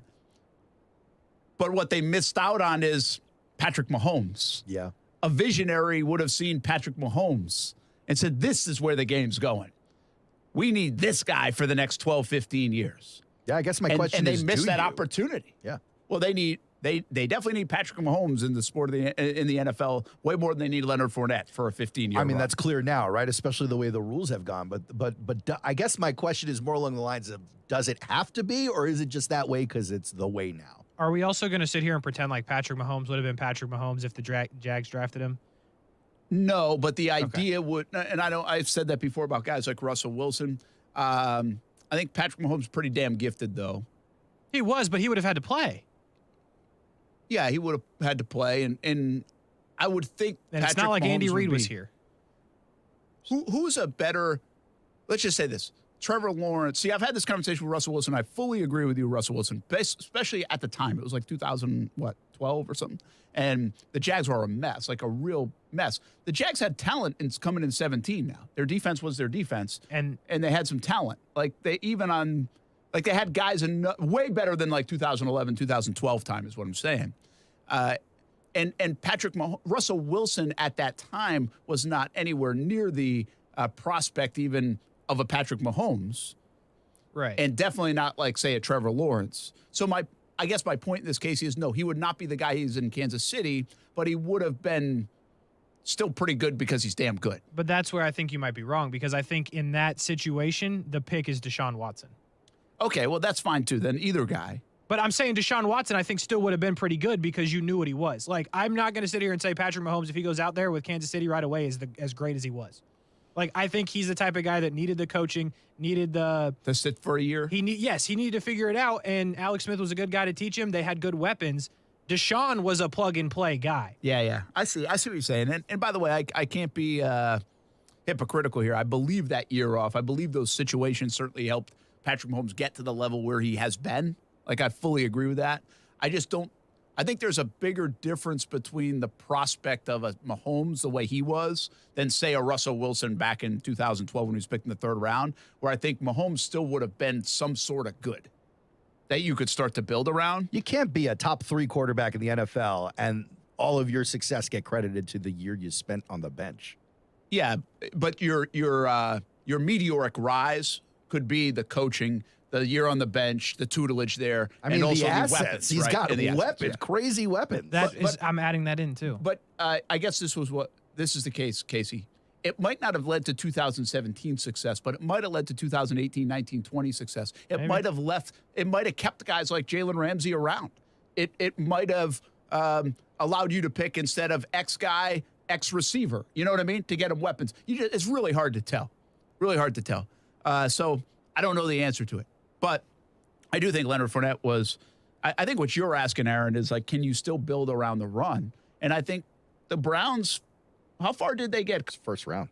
I think they went to the playoffs. Was it? Well, yeah, but didn't they win a playoff game? They beat Pittsburgh or something? Yeah, they won one. Yeah, so they won one and they got, so, I mean, you can get to that level of play by running the football.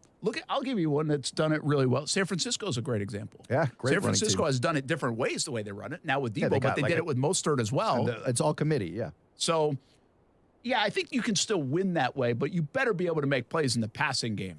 And that's where I think the Jags misfired.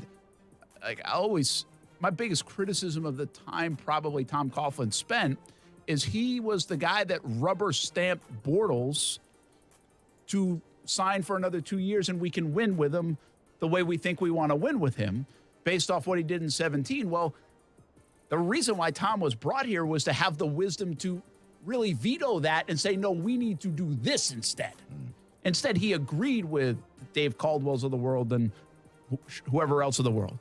And so that was always my criticism. It's like where you take a team like Kansas City, who had Alex Smith in an MVP year and said, no, we need to go trade up and get this guy because he's unbelievable. Yeah. I mean, you got to be able to do that. It takes testicular fortitude is what that and you got to make the right decision. You know, we would criticize Kansas City if Mahomes was a bust. Maybe, right? Of course, yeah. So anyway, I do think the running game does matter to that point. And I think the Jags, just to put a bow on this, if James Robinson is the James Robinson we know, the Jags have a chance to have, seriously, one of the best duos in the game. Yeah. Like, it's a strong backfield. It's a very strong backfield if he's healthy and if he's the guy that we've watched the last 2 years. And if he's that guy, then he's probably on a pace to start jumping the record books in Jags history. Boom, just like that. In a 3 years very in. short time, yeah. Happy birthday, James Robinson. We'll be back on ESPN 690.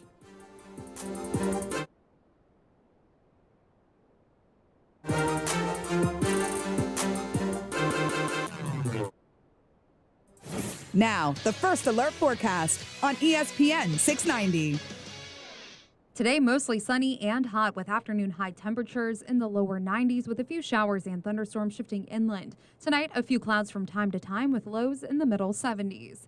I'm meteorologist Alyssa Pedrick, and that's your Action News Jax First Alert forecast. The Weather Center is brought to you by Beards Diamonds, where right now you can get 5 years, 0-interest financing with nothing down.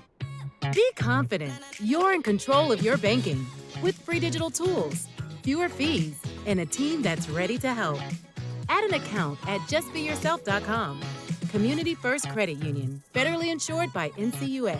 What QC Kinetics is doing for people here in Northeast Florida is nothing short of amazing. Hey, everybody, it's Brent Martin. If you have joint pain, any joint pain, you need to call QC Kinetics. Get rid of that. Live healthier, live pain-free. They are the nation's leader in regenerative medicine, giving lasting relief with no surgery, no drugs, no downtime. QC Kinetics is in Mandarin and now in Ponte Vedra as well. They're growing because demand for these treatments is off the charts. Modern advances in regenerative medicine allow these medical professionals to take the remarkable healing properties from your own body, concentrate them for maximum power, put them directly in your aching joints so your damaged tissue can be repaired and restored naturally.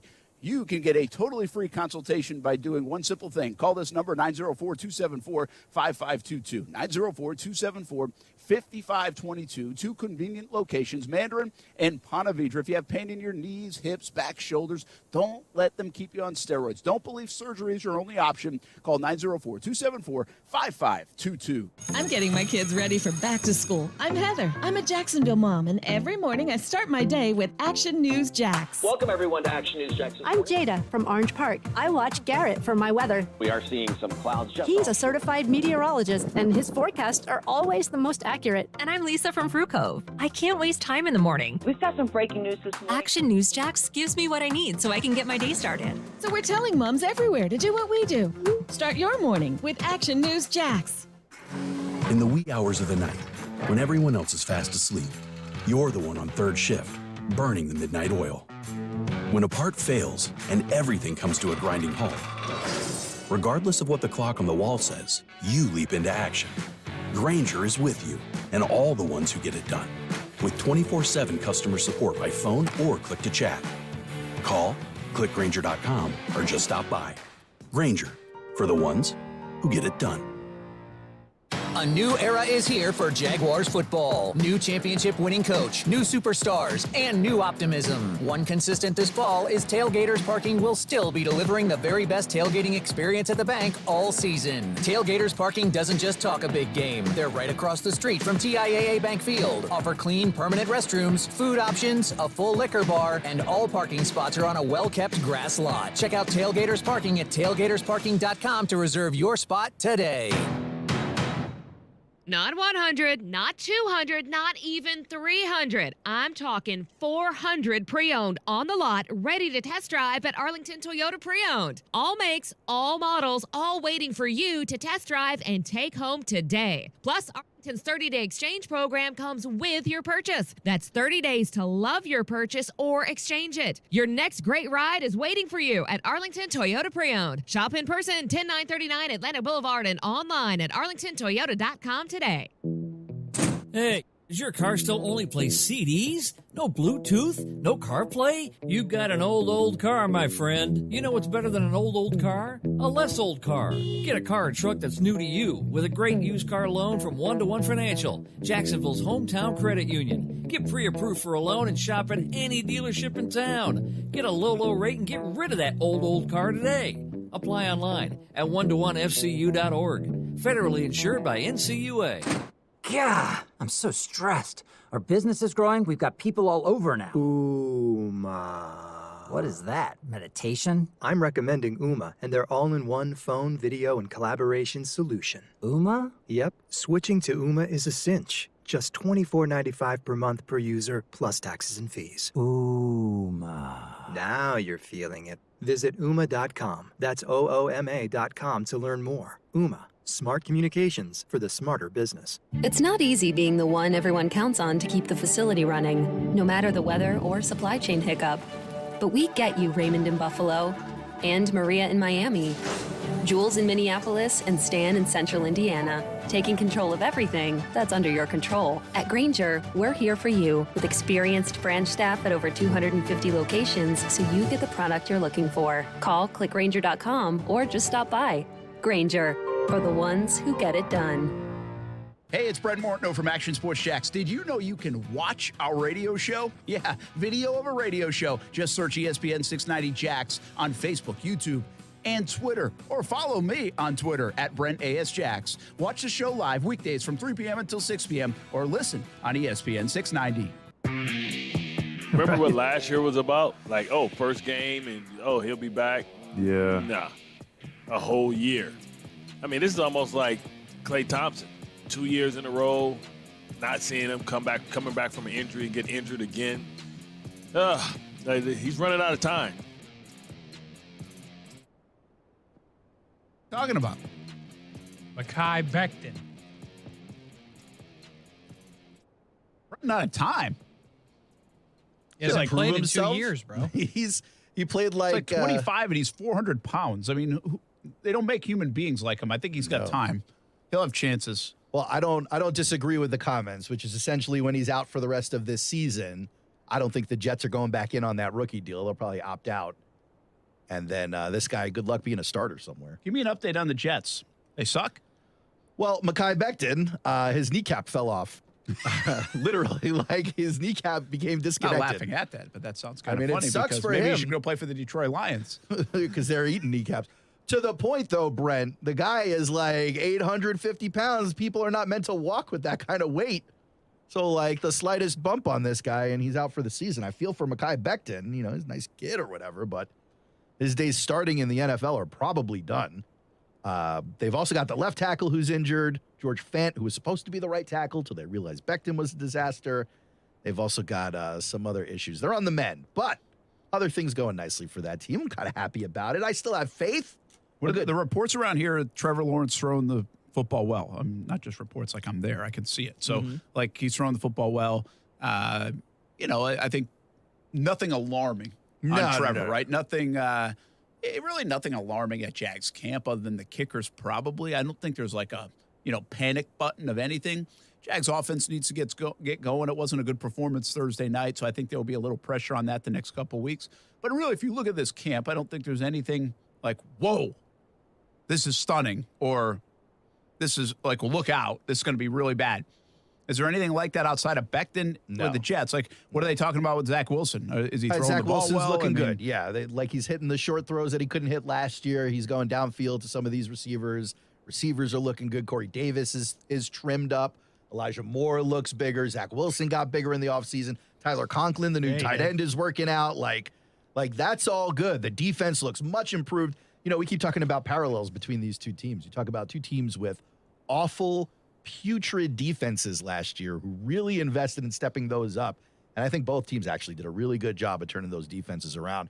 I'd be interested to see what the Jaguars do on defense and what the Jets do on defense. Well, there's an interesting thing here with the Jets is that Robert Saleh's in year 2. So you got the continuity on the offensive staff pretty much, but then Saleh's a defensive guy. And defensive guys got to get their defense going. Yeah. Like Gus Bradley, there was a lot that didn't go right for Gus Bradley. But one of the things that didn't go right is that they took too long to get the defense going. He was a defensive guy. They tried to build the offense first. And to some degree, had some success with the Allen Robinson and Hearns, and Marquise Lee didn't pan out the way they wanted. But, you know, they found some success there. But they waited until year 3 and even 4 to really stack up the defense, which is what Gus was hired for. Yeah. Like, so he's known for. And I remember talking to Gus at one time, and I think, like, maybe, like, in hindsight, what would you do? But I probably should have done more on the defense early, because that's what I am. Like, I'm a defensive guy, you know? I always wonder if, like, coaches who are, like, defense guys or offense guys tend to try and build the other side of the ball because they have faith in their abilities on their side. That's probably fair. And listen, I don't think Caldwell and the you know, Gus and everybody else who built it were totally wrong in what they said. What they said is they think they could build the defense faster through free agency and the draft. Like in a year, they think they could get pretty good. And kind of they did. Like, they waited so long, but they got pretty good on defense. Even in 16, I think when Gus got fired, they were on their way to being pretty good. And then you saw what it turned into in 17 with a few more additions. So I don't know if I agree with, like, overnight or just 1 year, but they certainly felt like they needed to invest more, and it's harder to build the offense, quarterback, right, and everything else, than it was the defense. And you can revamp quicker, to your point about the Jets and even the Jags this year. They've revamped their defenses, and it might really pan out. Like, I think a lot of people are high on the Jags defense right now. Yeah. But I do think there's something to be said for, if I know you as an offensive guy, your offense better be able to move the ball. If I know you as a defensive guy, well, I don't want to see you giving up 220 yards a game rushing. Yeah. And so it's interesting. We do say this parallel all the time with the Jets and the Jags, but it's really different philosophically. While you want to see both quarterbacks do well, like in both instances, it's more important for Trevor Lawrence and the offense to do well here in Jacksonville than I think even it is for the Jets offense to do well there in New York. And I think it's solely based on Peterson versus Saleh. Well, I think Saleh's dug himself a hole if the team underperforms this year. I also think Joe Douglas might be on the way out if these draft picks this year don't pan out for him. Zach Wilson doesn't pan out. I think Wilson carries Saleh and Joe Douglas's careers with them in a way that maybe Trevor Lawrence does not for Doug Peterson. Well, maybe not for Doug, but obviously Trent. There's a lot on the line for him, right? Yeah. But, you know, that also doesn't stop at Trevor, though.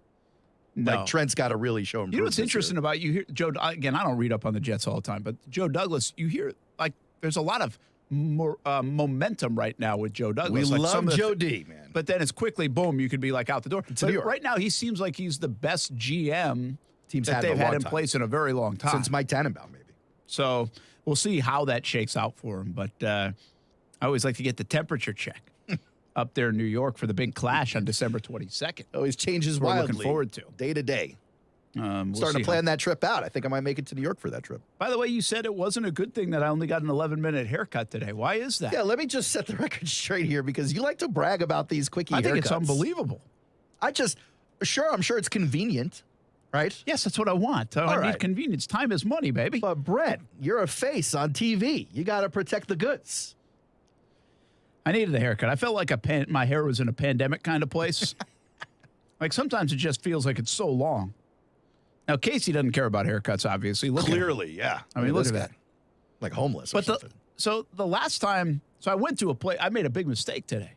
But did you go to a salon instead of Great Clips? No, I went initially to a place that more of a barber shop. I'm not a salon guy. I like barbershops, like traditional ones. But I like the barbershop. Yeah. But the barbershop can take a little longer. Sometimes. And the barbershops, especially down in St. Johns County, are packed. Like every time. Well, guess what? Tomorrow's the first day of school, you moron. Oh, yeah, that's right. Dummy. You know I where you waited need till to go. Tuesday On a morning to get Wednesday? I got to send you to my spot up in San Marco. I got this one spot that I've been going I to for am a couple not of going years. to San Marco From to here? get my haircut. From here? It's no, great. You get because the I need face to shave. shower after. They'll wash you up there. They'll wash your head. They'll do the face shave, the hot towel. They'll do the man stuff. It's they'll do your eyebrows. Listen, one time I was at this place. One time this guy Tony's cutting my hair, and I love this guy, former vet, great barber, right? But I got my head back. He's got the towel wrapped around my face. He goes, Aaron, do you trust me? Now, that's a dangerous question to ask me. Especially with a guy with a razor. I got trust issues from step one. But, like, the guy cut my hair decently, so I'm like, yeah, I mean, you're talking about cutting my hair? I guess I trust you, yeah. And then I feel something go up my nose. And I'm like, all right, this is really weird right now. Maybe he's like, maybe there was something in there. He's grabbing it with, like, a tweezers or something. I don't know what's happening, but I'm trying to remain calm because I got this hot towel on my face. I know he's got straight razors all around. And then he goes, all right, I'm going to count to 3. And I was like, then what? And as I say what, he pulls out these things he shoved up my nose. He was waxing my nostrils without my consent. You can get your nostrils waxed? Not only can you, Brent, I did. I got my nostrils waxed. Now, I don't know if you can see up here, but it is super hairy up that nose. I mean, it is jungle land up that nose. I happen to think it's why I don't get sick that often. But this guy pulled out just about every hair up that nose, and I'm telling you, I breathed in a way I didn't understand was possible. Was it awesome? It was like breathing through a fire hose. It was crazy the amount of air entering my body. I had all this oxygen in my brain for the first time in like 30 years. So you were recommending? No, I'll never do it again. Oh, never do it again? I'll never do it again. It was scary. What's this guy I've doing never on my heard of nose? And I'm going to count to 3. And on 1, he goes, no, now that trust I had for you, Tony, I don't have it no more. I never really did the anatomy thing. And I understand, like, there's birds and the bees, and there's difference between anatomies and males and females. But I did think about this recently. Why do we have nose hair? As humans, or just men more so than women? Men more so than women. Well, we're hairier animals than women, yeah. So Simply everywhere that. we grow hair, we grow more of it, yeah. And what's their purpose? Well, the nose hair, I think, filters out the germs and all that stuff. Is that what it is? Same thing as the tonsils, yeah. I don't like it. Overrated, says Brent. Yeah. Nose hair overrated. You know what? You know the nose hairs are good for? For me in my lifetime, they're a barometer of how cold I've ever been. Because if your nose hairs freeze, it is freaking cold. I don't think I've ever been in a place where my nose hairs Oh, yeah, I bet a couple times. It's unbelievable. That sounds pretty miserable. Well, because you're like sniffling. Yeah. So you already got some You're just moisture getting up there. blocked up in there, right? Yeah. Oh, that's Icicles, baby. Awful. That's how cold it is. Oh, you would experience it with the beard instead. Oh, would it get icy on the beard? Absolutely. I've been outside when it's cold enough to throw like a cup of water in the air and it turns to dust, but I've never felt any part of my body freezing. Oh, yeah. A couple times, man. That's like my measuring stick for how cold I've ever been. So, anyway, I got the 11-minute haircut. Congrats, feel like man. it looks great. It looks great. It doesn't look like an 11-minute haircut. That's why you got to go around going, hey, I got a 45-minute haircut today. People will go, But I yeah, did go like to the first place. I was like, I walked in the door. I said, no way. I'm waiting here. Like, I'm not waiting. I can wait like through one cycle of people, but I'm not waiting through 2 cycles. You don't like to book ahead of time? No, I'm not a book ahead of time guy. And so then I went to Great Clips. Last time I left my car, it was 8 minutes by the time I got back in it. Amazingly, and by the way, there was a guy that walked in ahead of me. And the guy that cut my hair the last time, I was like, dang it, that guy got him. He's going to be out the door in a quickie. But you got 11. And then I had a nice lady cut my hair, and it was, boom, got in 11 minutes from getting out of the car, getting it cut, to back in the car. I mean, what are they just running the By the way, buzzer? this lady did a better job than the guy.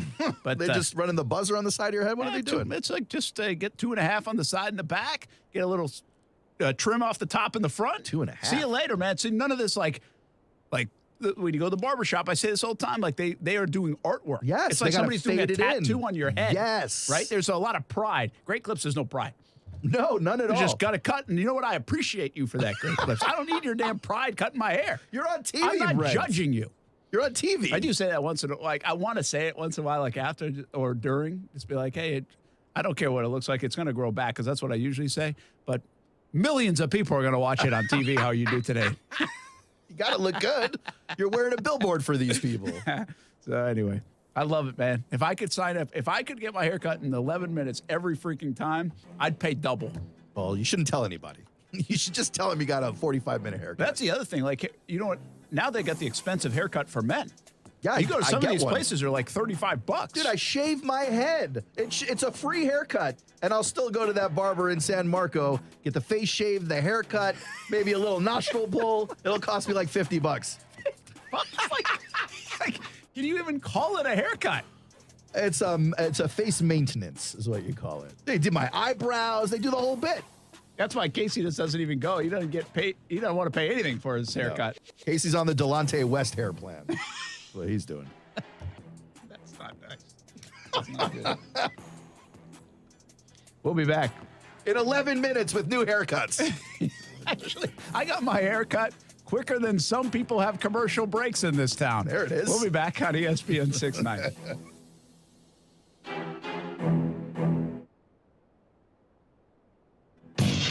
Keyshawn, J. Will, and Max. When you look at a schedule, it reveals more than even the schedule what you really think about that team. Bad teams, their schedules always look brutal because they're no good, so you don't think they're going to win many games. Good teams, you look at the schedule, oh, it's not so bad because they're favored in a lot of those games. I guess I would also take the under on the Jets, but just. Like, I think 5.5 games is right. I'll take the under. Key, J, and Max, followed by Greeny. Mornings on ESPN Radio and on the ESPN app. Honey, I'm home. Don't honey me. I'm still mad at you. I know, and I'm sorry. It's all my fault. You and those cheap do-it-yourself cameras. I told you, call SafeTouch, but no, you tried to save a buck. So when those two thieves broke...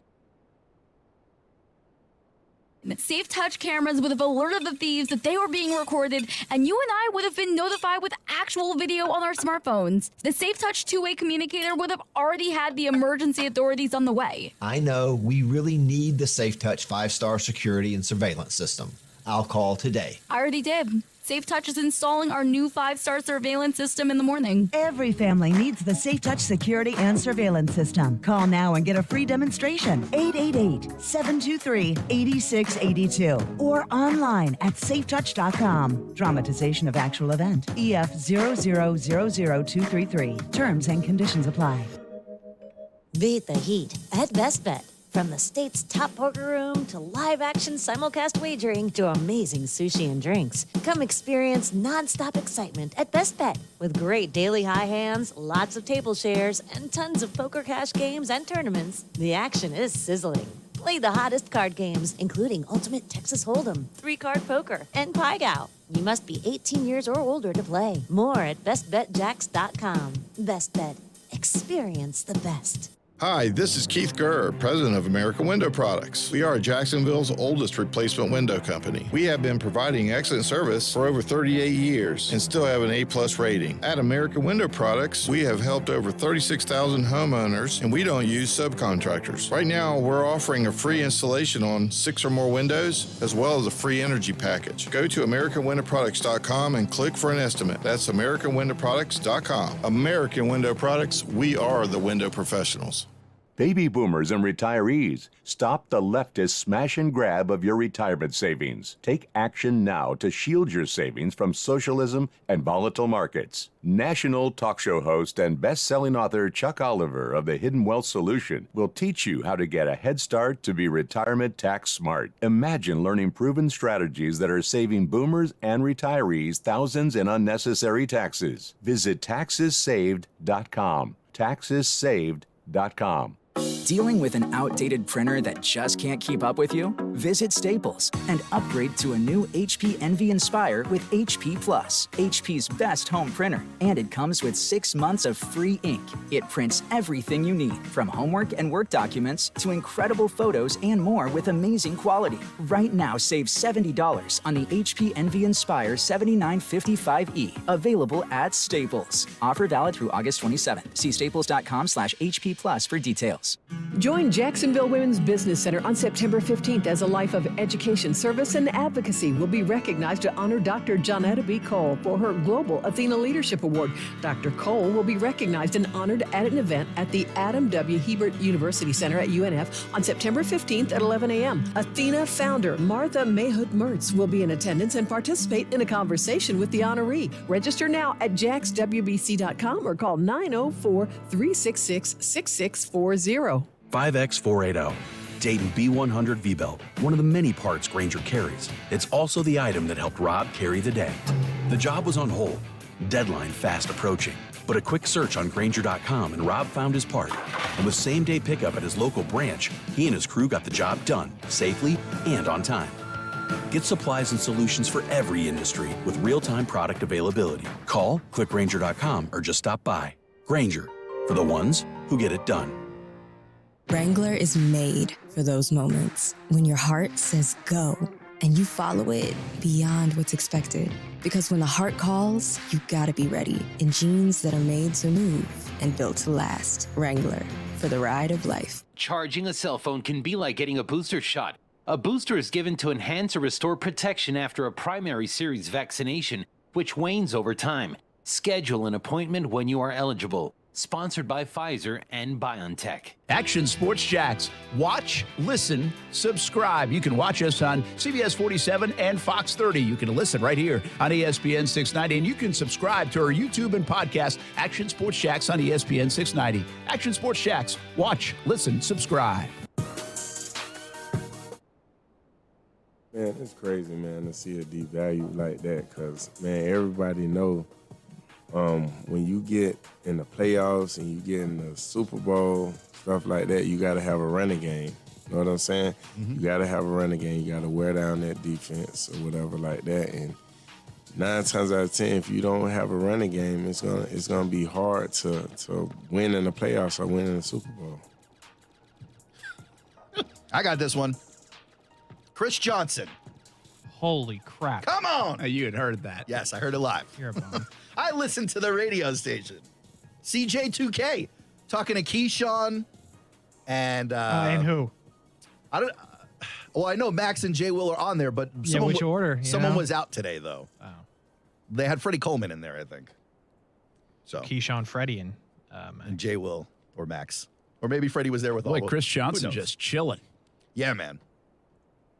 But what a career in such a short span of time. Like another one of these running backs who was around for like a couple of years and blew up and then just disappeared.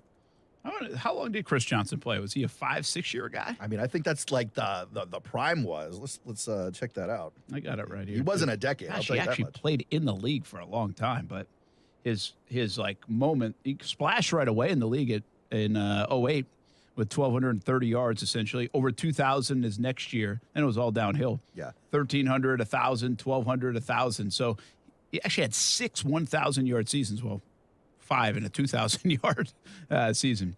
Yeah, 7 years playing all 16 games. I have a signed 16 by 20 if anybody needs it. Do you really? Yeah. I feel like he's a forgotten, like, really good player in the league. Yeah, especially with that one season. 125 yards a game. It's craziness. But people, as soon as you say his name, people are like, oh, he was unbelievable. That season. It was a lot like, who was most, we brought up this name, was it Priest Holmes? Priest Holmes was one of those guys, because he too, just yeah. great, like, 2-year span or something. He had a neck injury, I think, right? Something like that. Yeah, Jags even signed him for a short while, I think. Is that who I'm thinking of? No, Jamal Charles. Oh, Jamal Charles, yeah. Oh, another one of those Yeah. short-lived guys. Yeah. KC, Baltimore. Priest Holmes actually might have been longer. Let's see. It got me thinking. 98, Priest Holmes for 1,000. 2001, 2002, 2003. So he actually kind of fit in the category we're talking about. Had 4 really good years. And a lot of, how about this, Casey? In 2002, Priest Holmes had 21 touchdowns. In 2003, 27. Oh, my God. Priest Holmes would have been a fantasy beast. I mean, that's Emmitt Smith territory right there. I think the all-time was, 35? 27 touchdowns for Priest Holmes. All right, one more, and then we'll stop boring you with this. Yeah, Jamal Charles had 6 prime years, but one of those years he was hurt pretty bad. He sat out, 14 games. Yeah, so he ended up having 5 1,000-yard seasons. Jamal was the best. You know, what's crazy is you say that, right? But, okay, so this is why. The catches. The catches, yeah. Yeah. Mm-hmm. Did he 70 catches in 2013. It's insane. Best, receiving touchdowns? Where am I here? 7. So he had 19 total touchdowns 1 year. That was back in 2013. That's a But just monster think year. about that. Priest Holmes had 27. I think that was just rushing, too. So let me just double one more time. Oh, no, he didn't catch any. 27 rushing and none receiving. I wish Jamal Charles would have been good on the Jags. That would have been fun for a bit, right? Yeah. That might have been his last stop. It was. I printed like 4 photos. They're still unsigned. Jamal Charles, very I look at him like Maurice Jones-Drew. I think Maurice Jones-Drew, by the way, overall, like longer time was better. But I look at him in a fantasy world. Yeah, they're fantasy stars because of the amount of touchdowns they had. And receptions. For 2 years, Maurice had that too, back in I think 08, 09, I think it was. Yeah, triple threat, yards, touchdowns, and catches. But I always say this, Maurice Jones-Drew is the most national player before Jalen Ramsey that I think they've ever had. Yeah. And now Trevor is that. And Trevor fits in that mold, but he was more national, I believe. And again, I wasn't around here for the early days, so maybe somebody will disagree with me here on even Fred. But I think Fred got overlooked. Yeah, Fred really wasn't paid attention to. That's part of the reasons he's not in the Hall, even though a lot of people, and we think that he should get in the Hall, but he was overlooked. And but Maurice, because of the birth and the explosion of fantasy football, he became like a household name. It really and did on come top up of at that, the he same had time. personality and everything. So the timing was great. And it didn't matter where you played. If you were scoring 15 touchdowns and you were helping people win their fantasy leagues, boom, you just exploded. To this day. You. Yeah. And since then, again, Jalen Ramsey became a national brand and name because he was somebody that would be on the shows saying something outlandish, but also very great player. And now I think Trevor fits that category. Don't you think when it's said and done, people won't associate Ramsey with Jacksonville? Oh, now, yeah, because he's already won a Super Bowl. Yeah.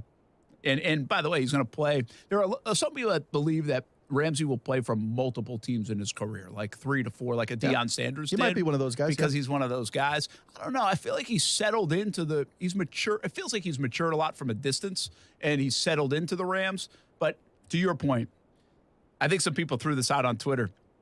When Ramsey gets in the Hall of Fame someday, we'll even mention Jacksonville in his speech. I don't think he will. Probably not. And guys like Ramsey, whether you like his attitude or not, when you're at the top of your game, when you're tops in your position, you want to go out and get the biggest deal every time you have an ability to be a free agent. This guy's going to be on multiple teams before he's done playing, just for that reason alone. It doesn't happen with quarterbacks. It's starting to happen a little more with other positions. But, I mean, this guy, you could tell every time that contract's up, he's going to go look to re-up as long as he can for another time or two until he's too old. And why not? I think Ramsey is more bark than bite. And because of that, speaking of running backs, this just in, Marshawn Lynch arrested on suspicion of DUI in Las Vegas. Skittles. But I think Jalen Ramsey, I think by the end of his career, when he's given a speech, I think he does mention Jacksonville. I don't think he's still petty about the Jacksonville stuff, or would be. I don't think. I could be wrong. Yeah, I just Jacksonville has a reunion in 2000. Well, he might still be playing. 2037. No. Does Jalen Ramsey come back? I don't think he does. Nope. Neither does Jan. I don't know. Jan's an interesting one. I mean, will Coughlin be? Oh, maybe not. But will anyone from those regimes be at that reunion? Doug Marrone. I mean, it's not like they had a terrible relationship. Blake. I get it. Does time heal that stuff? I think it does. Most of the time, yes. I just don't think it does with Jalen and remember, Coughlin. Jalen was the one calling it business. Yep. But he took it personal. Koyak. Koyak will be He out has here. to be there. Speaking of, Calais Campbell says it's going to be his last year. Yeah. Calais. And he's up there now, yeah. How significant, if Calais gets in the Hall of Fame, how significant is his 3-year window in Jacksonville? I mean, there were big years, but they weren't his, he didn't make his career here. He did a lot of that work in Arizona. I think he was underrated. He came to the national forefront more in Jacksonville than he did in Arizona. Had some monster years, got deep in the playoffs. He was a team leader. He was a citywide leader. It's one of the things I love so much about the new linebacking kid is that you got someone who's willing to go out into the city and get back to the community even before he's ever played for the team in Devin Lloyd. Yeah, Lloyd will be like that. Lloyd has a chance to be like that. But I will say, I always call Arizona kind of this irrelevant franchise of sorts. And again, you had Larry Fitzgerald and you had some other names and big names along the way when Calais played. And I think he was an overlooked guy there. He was the star of this team, like him and Jalen. Those defenses were filthy. And he was, the numbers were unbelievable. I'd have to look it up, but I don't know if this was his best 3-year span. It certainly felt that way. And he won all the awards here. Yeah. Walter Payton Man of the Year. Yes. Right? Bart Starr Award. It all came from together, the Jacksonville end of it. So I think he's going to the Hall of Fame. I texted him from the Hall of Fame the other day, and I said, maybe the next time I get here might be when you get in. I think. Did he reply? Yeah, of course he did. I think he will. He actually gave a shout. He didn't say anything about that. He gave a shout out to Pacelli. He said, "Well deserved, well earned." But he's a huge historian of the game. You think Calais gets him before Fred Taylor?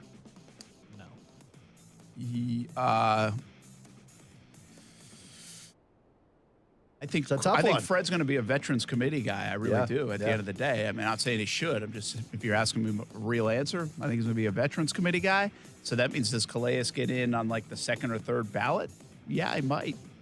Now I think Coughlin gets in before both of them. Yeah, but it's a different kind of deal there. Yeah. So, anyway, I bet Jalen Ramsey does in his Hall of Fame speech mention Jacksonville. Put it on the board, Casey. And unblocking. I don't think we're going to Martin. have a board that long. Put it on the board. I think we got a few years to go. Maybe. Think I could get him to mention, I finally unblocked you, Brent. I don't think you're getting that, Brent. Could you imagine he stops his speech in the Hall of Fame? And Brent Martineau, you're finally unblocked. We'll be back. That'd be insane. Football at 5 on ESPN 690 coming up.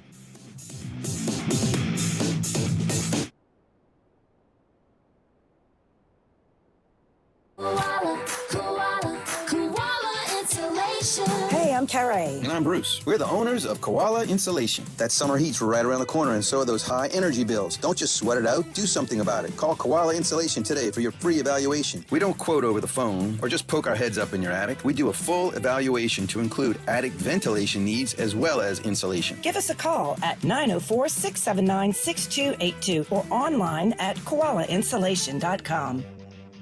If you've been thinking of a new Toyota, then stop thinking and start buying during the national sales event going on now at Arlington Toyota. And check this out. Arlington's got 500 new Toyotas available, and that makes now the perfect time to slip into a new ride. Plus, you get 30 days to love your new purchase or exchange it, and a lifetime warranty with your new Toyota purchase. So stop thinking and start buying. Even better, start your engine. It's the national sales event at Arlington Toyota. Shop in person, 10939 Atlantic Boulevard, and online at arlingtontoyota.com today. Celsius Essential Energy is Jacksonville's official energy drink of summer, and Jacksonville summers are fueled by Celsius. If you see ESPN 690 out and about this summer, come grab an ice-cold Celsius Essential Energy. Live fit. There are 16 spots in the playoffs and just one track left. Well, not just any track. Daytona. A last chance to keep playoff hopes alive and for fans to experience an event unlike any other. NASCAR Weekend at Daytona International Speedway, August 26th and 27th. Get your tickets now at DaytonaInternationalSpeedway.com.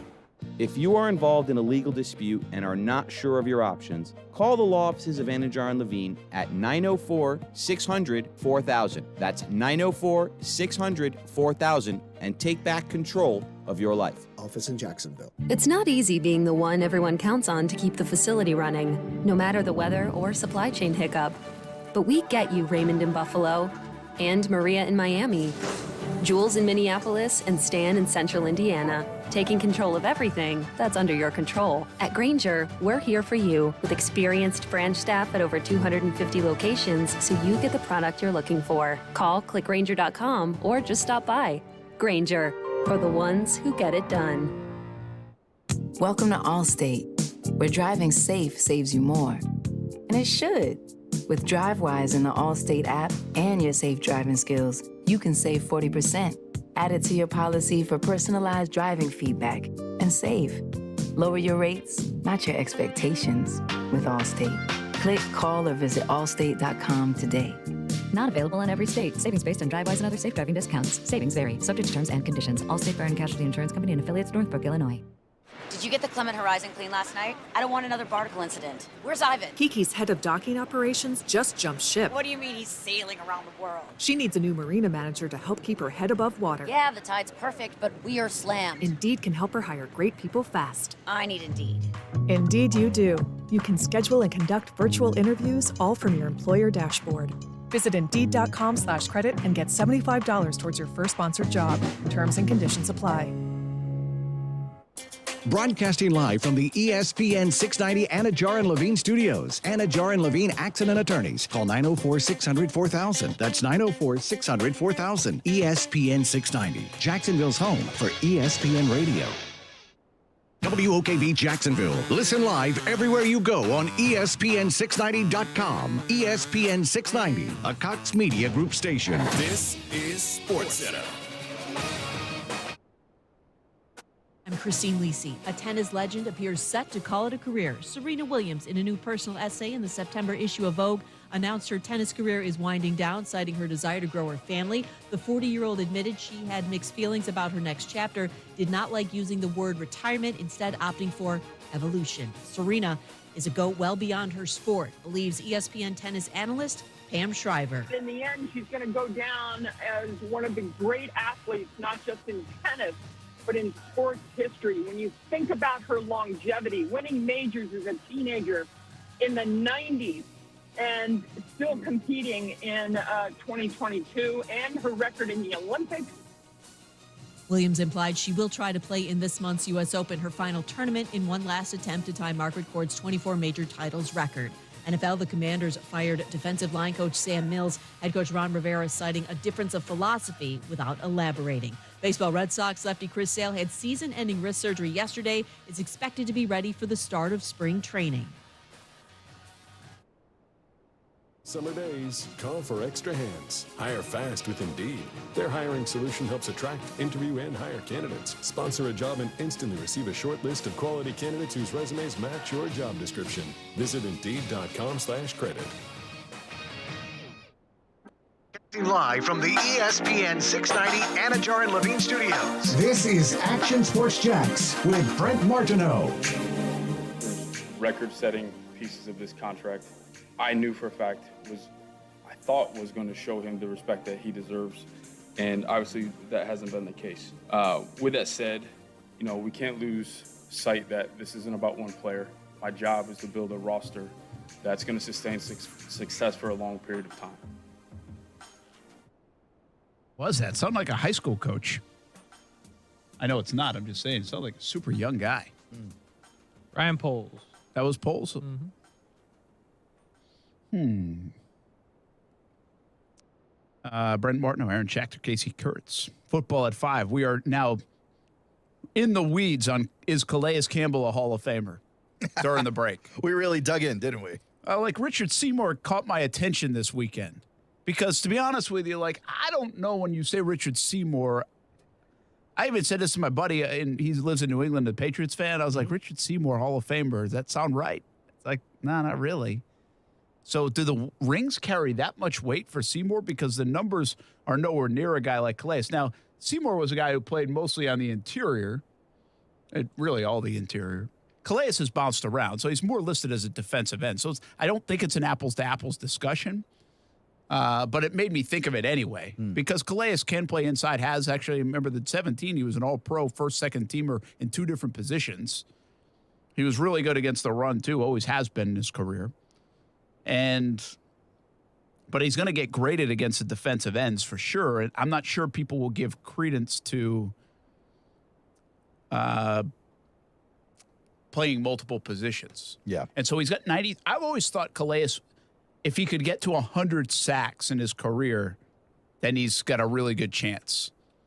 And he's at 93.5, which means if this is his final year, he needs to have a pretty big year with the Ravens from a sack standpoint to get triple digits. It's got to be his biggest year in 3 years, really, since he left the Jaguars.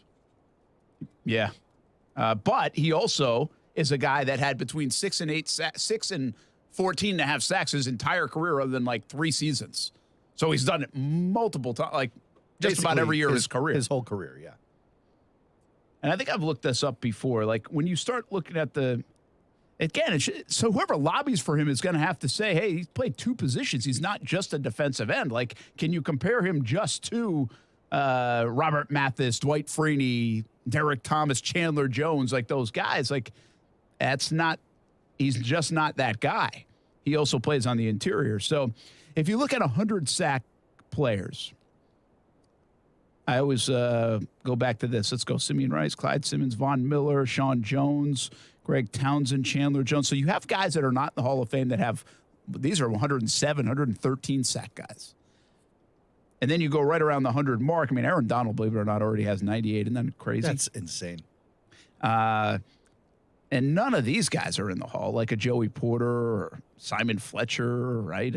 Andre Tippett is right at 100. Wow, Tippett at 100. Cameron Wake, Charles Haley, William Fuller, Robert Quinn. J.J. Watt's going to make it to the Hall of Fame. He's got 102. Mm-hmm. Like, J.J. Watt was the best defender for a few years. The guy. And he's got 102 sacks, but he's going to go and he moved positions around. Like, he's not far off from Calais. But he did have the record-breaking season before his brother went. I'll give you a guy like Carlos Dunlap has 96 career sacks. Same as Warren Sapp. Ryan Kerrigan has 95 and a half sacks. He just retired. So, again, whoever does present, like someday when you argue this for Calais, you have to, like, include in the conversation that he wasn't just a defensive end. You think you think that adds a lot of weight to the argument? Well, I think it has to, because tackles for loss then come into play. How did you defend the run comes into play. Like, again, Richard Seymour just got in the Hall of Fame and had 57 career sacks. Yeah. Like, well, clearly for them, it Aaron wasn't Donald just had about 98. Yeah. Well, it's not just about sacks, obviously, for them with Richard Seymour. I think to your point, I think the championships add something. Well, the championships, but also being part of those teams, but also stopping the run. Obviously, like you obviously wreaked havoc without sack totals when you're on the interior. Yeah, that doesn't jump out of a stat sheet. My point is I think Calais Campbell would have had, if he just stayed on the interior his whole career, probably would have had 57 sacks. I think he's a better player than Richard Seymour. I mean, that might be true in his career, but the fact that it didn't happen in the way that the Hall needs to see it may keep him out. Well, and you never know. I mean, we just experienced that with Tony. We've experienced it a little bit with Fred. It's no guarantee, but yeah. And I will say this is what else will position nicely for Calais. He was like second in the defensive player of the year voting one year in 17. Mm-hmm. He led like that historic 17 defense, or at least that stands out to people. He also Bart Starr Award winner, Walter Payton Man of the Year Award winner. Those things matter. Like, those things help. To the Hall, for sure, yeah. So he'll be very interesting. I did think he needed to get to 100, and I think that could, like, put him over the top. But I just feel like when I saw Seymour go in, I don't want to take anything away from Seymour. I think he was fantastic. I'm not saying he doesn't deserve to be in, but it just struck me like, wow, man, if Seymour's going in, I think Calais is a better player than Richard Seymour. And he's still starting, so it's not like he doesn't have a shot this year or next.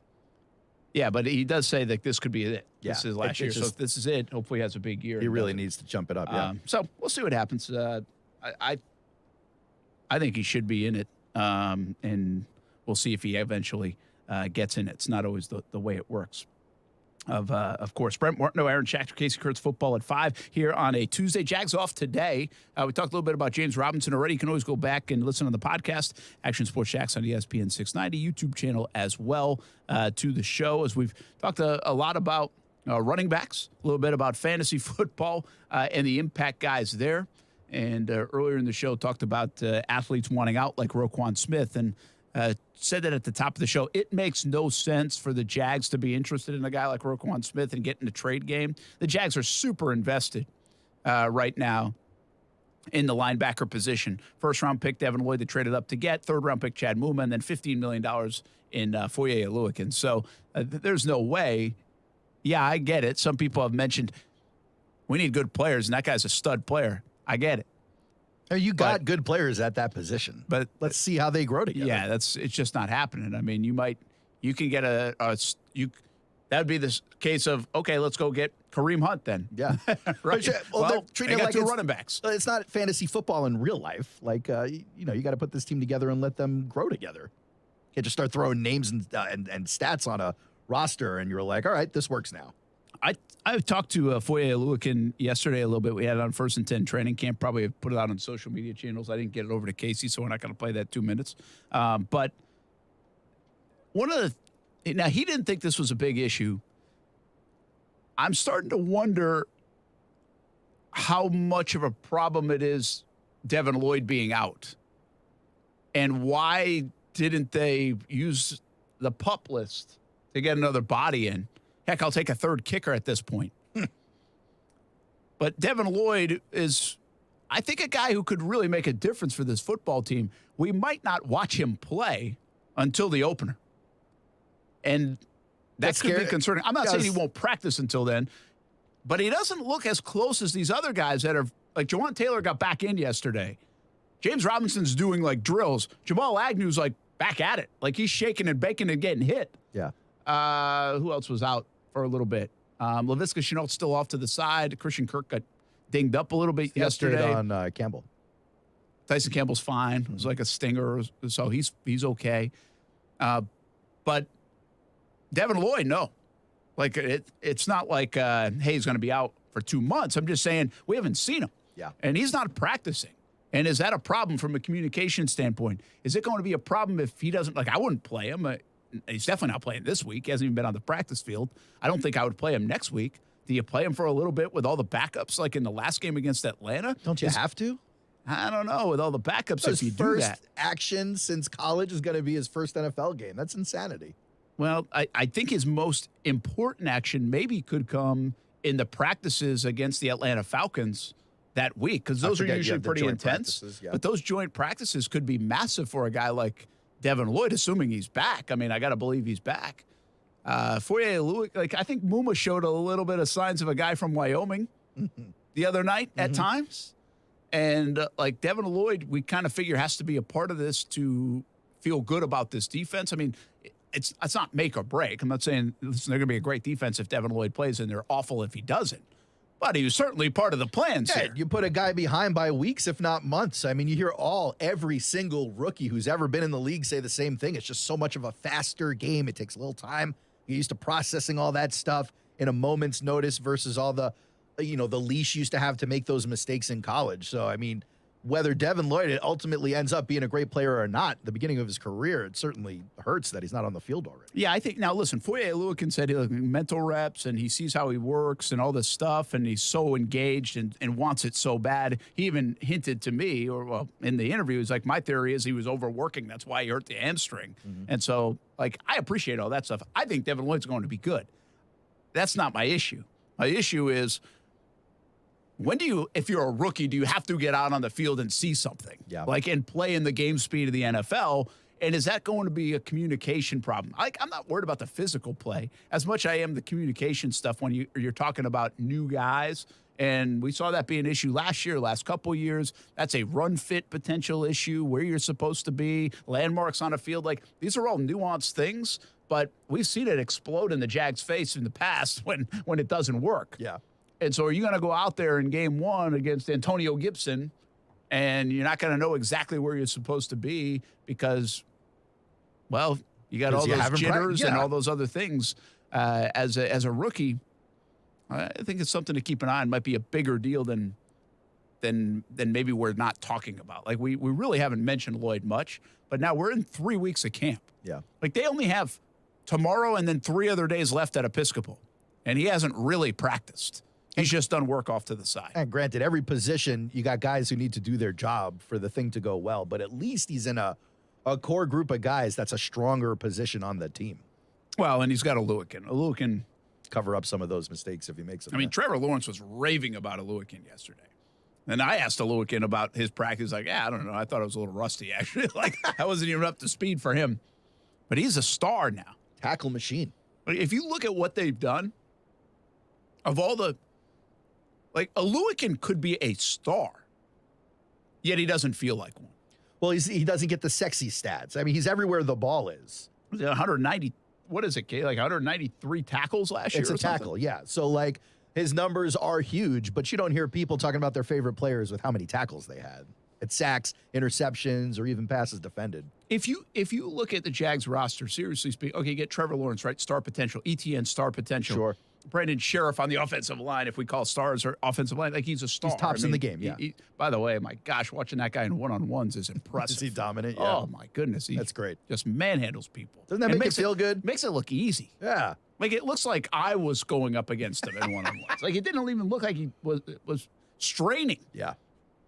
On the outside, you hope Christian Kirk can become a star. They think they saw that in him. I'm still not sure, even if Christian Kirk produces well, if he'll ever be the alpha male receiver in the NFL. I don't think the Jags have that on their roster. Not yet. Like, they Probably don't not. have Jamar Chase. Probably not even Justin Jefferson. That doesn't mean Christian Kirk can't be good. There are a lot of players that put up incredible numbers and are really good. I mean, Cooper Kupp was really, really, really good, and it felt like last year he finally got his due of being like a dog. Yeah. You know? People but you're still right. didn't want to give him all the But credit. he had been putting up numbers for years. He had. They just wasn't talked about that. So I think kind of Kirk fits in that mold where he's going to go, even if he has 100 catches and 1,200 yards and 8 touchdowns. Not every sports show around the country is talking about him because he's just a quiet kind of go about my business dude. You know, he's not like You're saying the diva star receiver. The star power isn't necessarily And he's probably not like making one-handed grabs, showing up like OBJ and everything else. But he certainly has star capabilities. Like, I'm not sure there's an under-the-radar star guy on the Jags offense that you could think of. I mean, Evan Ingram? He's not really under the radar.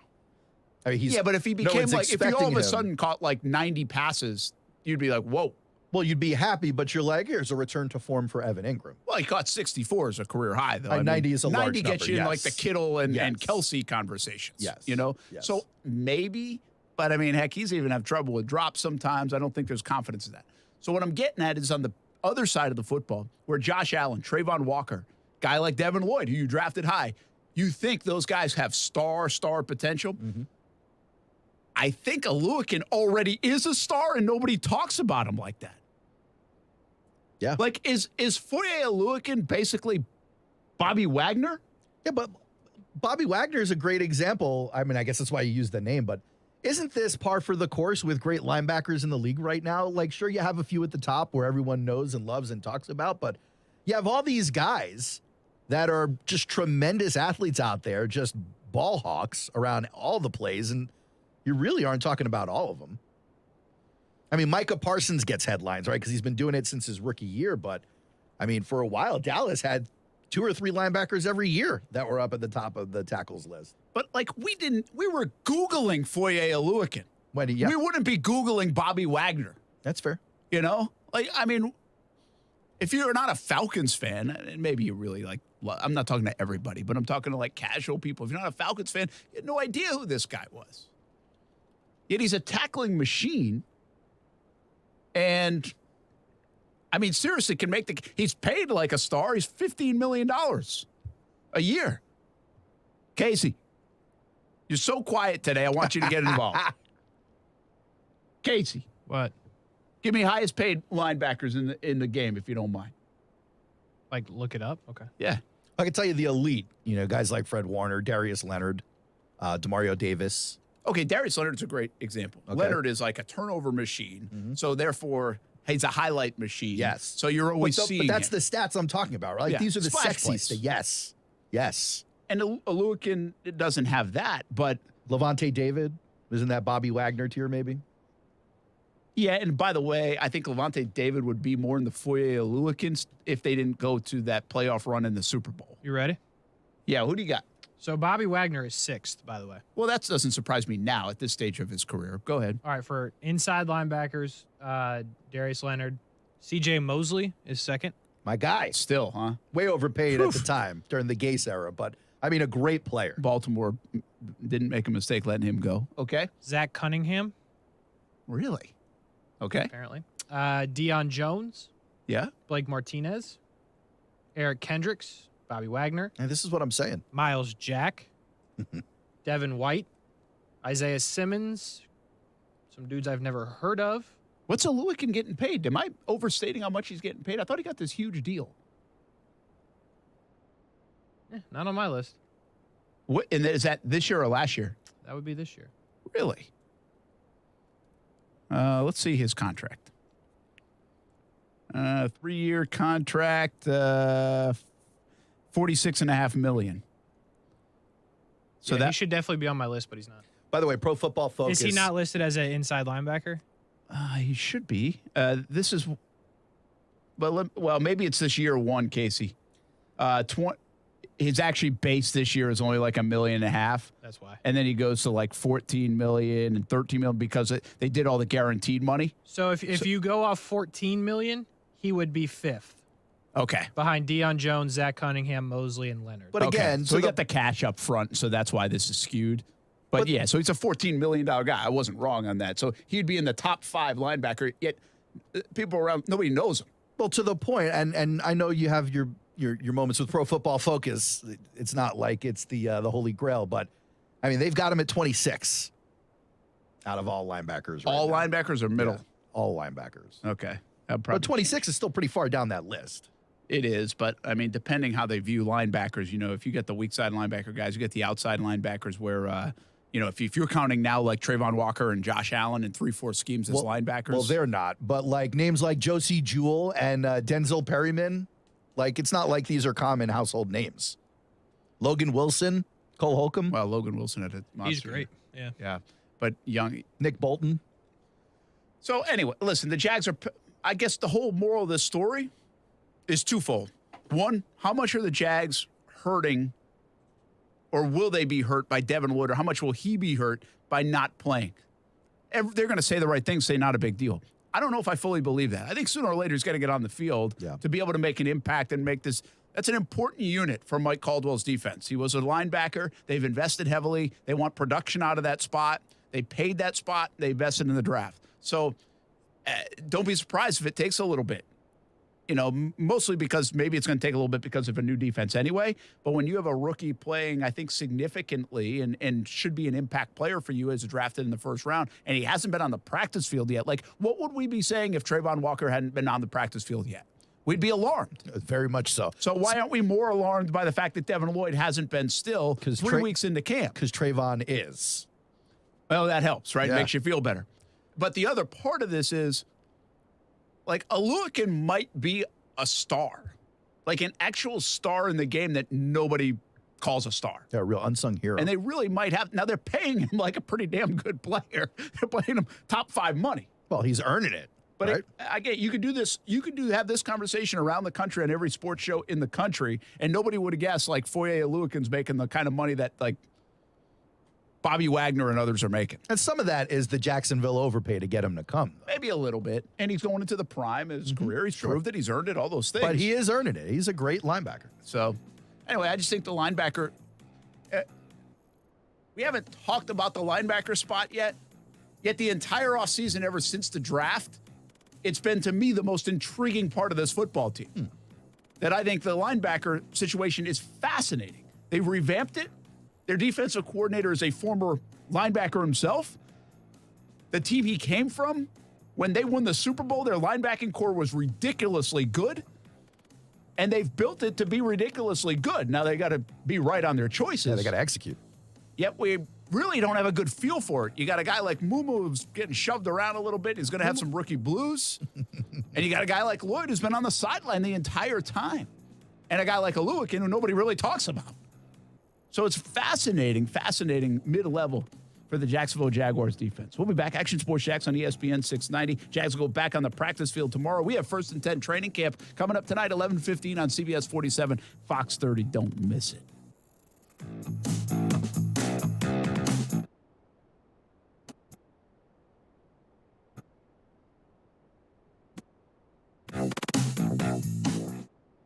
Now, the First Alert forecast on ESPN 690. Tonight, we will have a few clouds in the sky from time to time with lows in the middle 70s. Wednesday, mostly sunny and hot with afternoon highs in the middle 90s with feel-like temperatures around 105 degrees. We will be tracking also in the afternoon a few showers and thunderstorms. I'm meteorologist Alyssa Pedjic, and that's your Action News Jax First Alert forecast. The Weather Center is brought to you by Beards Diamonds, where right now you can get 5 years, zero-interest financing with nothing down. Hi, I'm Mike Holmes, professional contractor and TV host.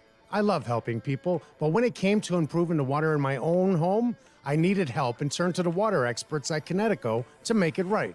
My water was causing visible problems throughout my home, and it got me thinking about the problems I couldn't see. Protecting my water using appliances and pipes, preventing stains and hardness buildup, and having clean, great-tasting drinking water are all important to me. But choosing the right water treatment equipment can be tricky. That's where Connecticut comes in. A Connecticut water expert will test your water for free and recommend the system that fits your needs and budget. Improve the quality of your water and your life with the Connecticut water treatment system. I'm so glad I did. This year, CGC Water Treatment is celebrating 75 years in business. Call 904-552-1242 or visit cgcwater.com for your free assessment. CGC Water Treatment are proud partners of the Jacksonville Jaguars and your local independent Connecticut dealer. Progressive presents Don't Do It Yourself. Okay, simple enough. Just got to get in there with my screwdriver. Do you mind handing me my screwdriver? Are you trying to say screwdriver? Well, I mean, you're saying it weird, but yeah, sure. Look, maybe we should bundle our home and auto with Progressive. We could save big and pay someone to install this for us so you don't have to pretend you can. I know my way around a screwdriver. Oh, yeah. This is going to take a Philippe's head for sure. Save when bundling home and auto with Progressive and use the money to, not do it yourself. Coverage from Progressive Casualty Insurance Company affiliates and third-party insurers. Bundle discount not available in all states or situations. This radio commercial was made to convince you to stop speeding. We can't use siren sound effects on the radio, so we'll use other equally jarring sound effects to get your attention. Like telling you that whether you drive a little over the speed limit or a lot, you can crash just the same. You could hurt yourself or worse, others. I'm at the scene of the collision. And the damage you cause will be beyond repair. See? We didn't have to use crash or siren sounds after all. Speeding catches up with you.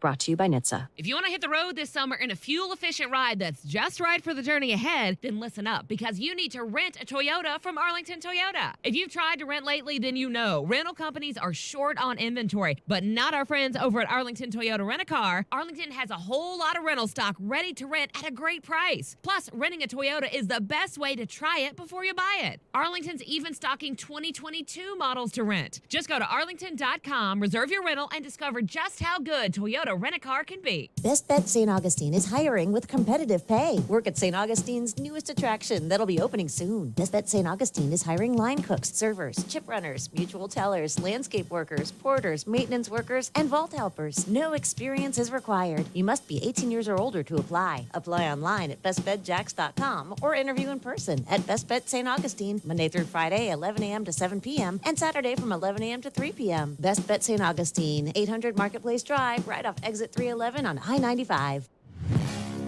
Celsius Essential Energy is Jacksonville's official energy drink of summer, and Jacksonville summers are fueled by Celsius. If you see ESPN 690 out and about this summer, come grab an ice-cold Celsius Essential Energy.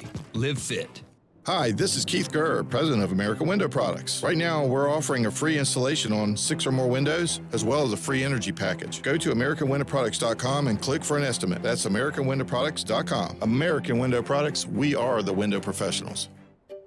Finding great candidates to hire can be like, well, trying to find a needle in a haystack. Sure, you can post your job to some job board, but then all you can do is hope the right person comes along, which is why you should try ZipRecruiter for free at ZipRecruiter.com/free.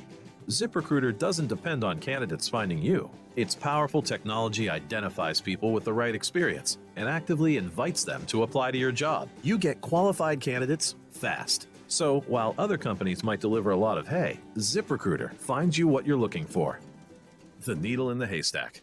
4 out of 5 employers who post a job on ZipRecruiter get a quality candidate through the site within the first day. ZipRecruiter, the smartest way to hire. And right now, you can try ZipRecruiter for free. That's right, free. Just go to this exclusive web address, ZipRecruiter.com/free. That's ZipRecruiter.com/free. ZipRecruiter.com/free. The following is paid for by Third Home. Do you own a vacation home? How would you like access to leverage it for world travel without the hassle or expense of renting? Third Home is the members-only luxury property and travel club that opens your world to exquisite rent-free travel. The Economist reported Third Home to be the secret to scoring a vacation home that's practically free. Find out how it works. Call for your free information now. 800-201-1894. 800-201-1894. Now, local businesses can get closer to every customer in their city with fast, affordable shipping. Introducing USPS Connect Local. You want speed? We deliver same or next day. You want savings? We give you supplies at a flat rate. You want less legwork? We do free pickups. Move your local business forward with the United States Postal Service.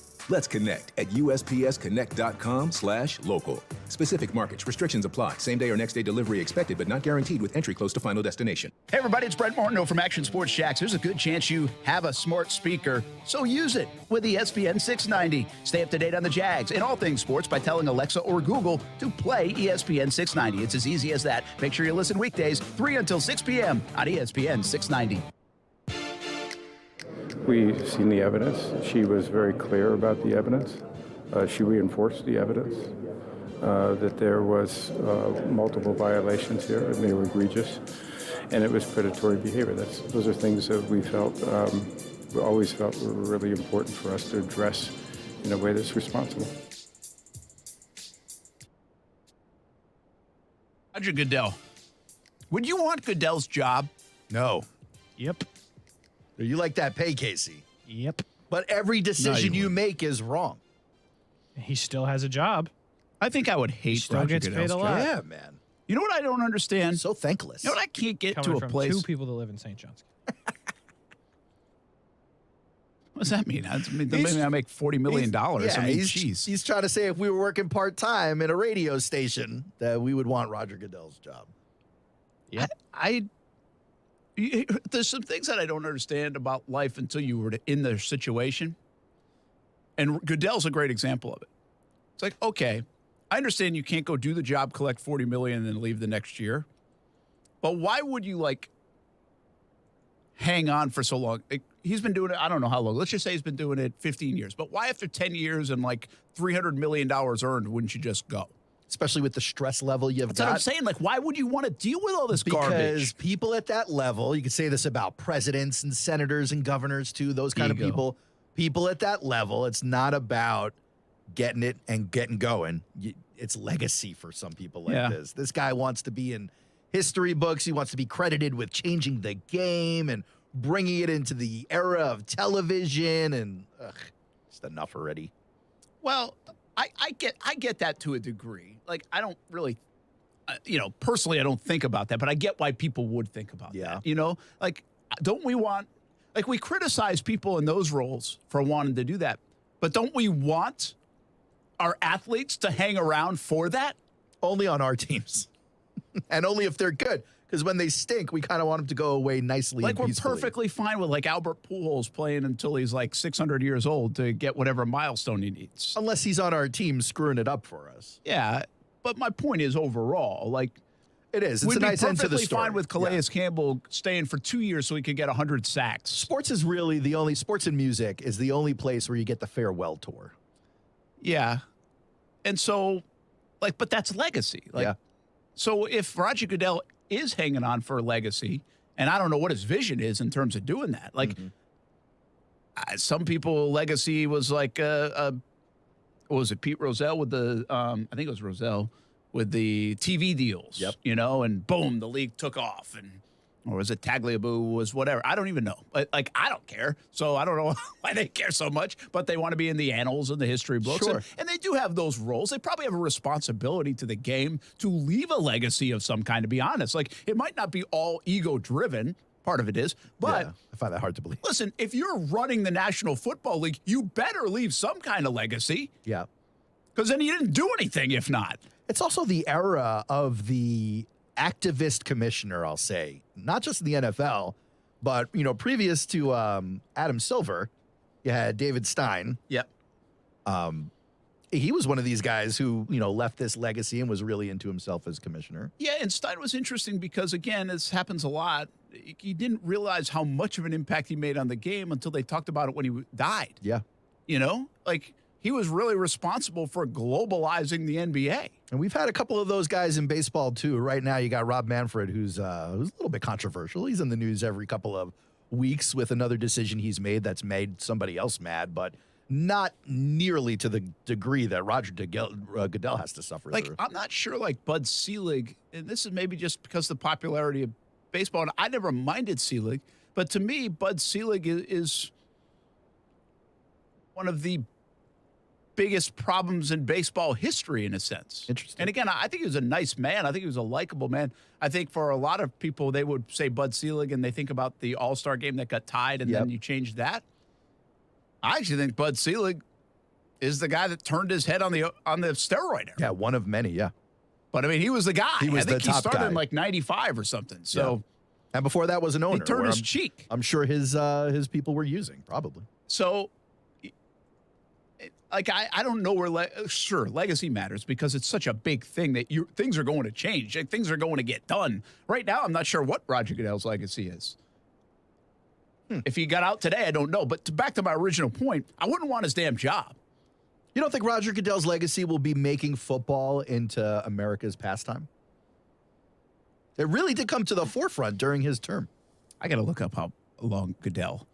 I think right now, I mean, people are going to associate Goodell with more like the crime and punishment wing of the NFL. Today, yes. But as you said before, when time heals those wounds, just like they do with ex-presidents or other politicians, it's people. I think people will look back on Goodell and go, here was a guy whose decisions led to the financial and influential expansion of the NFL league to other countries, to markets it hadn't been in before, just bringing this game to the mainstream in a way that it hadn't been brought before. You got to credit him with that. Yeah, that's interesting. Wow, my gosh.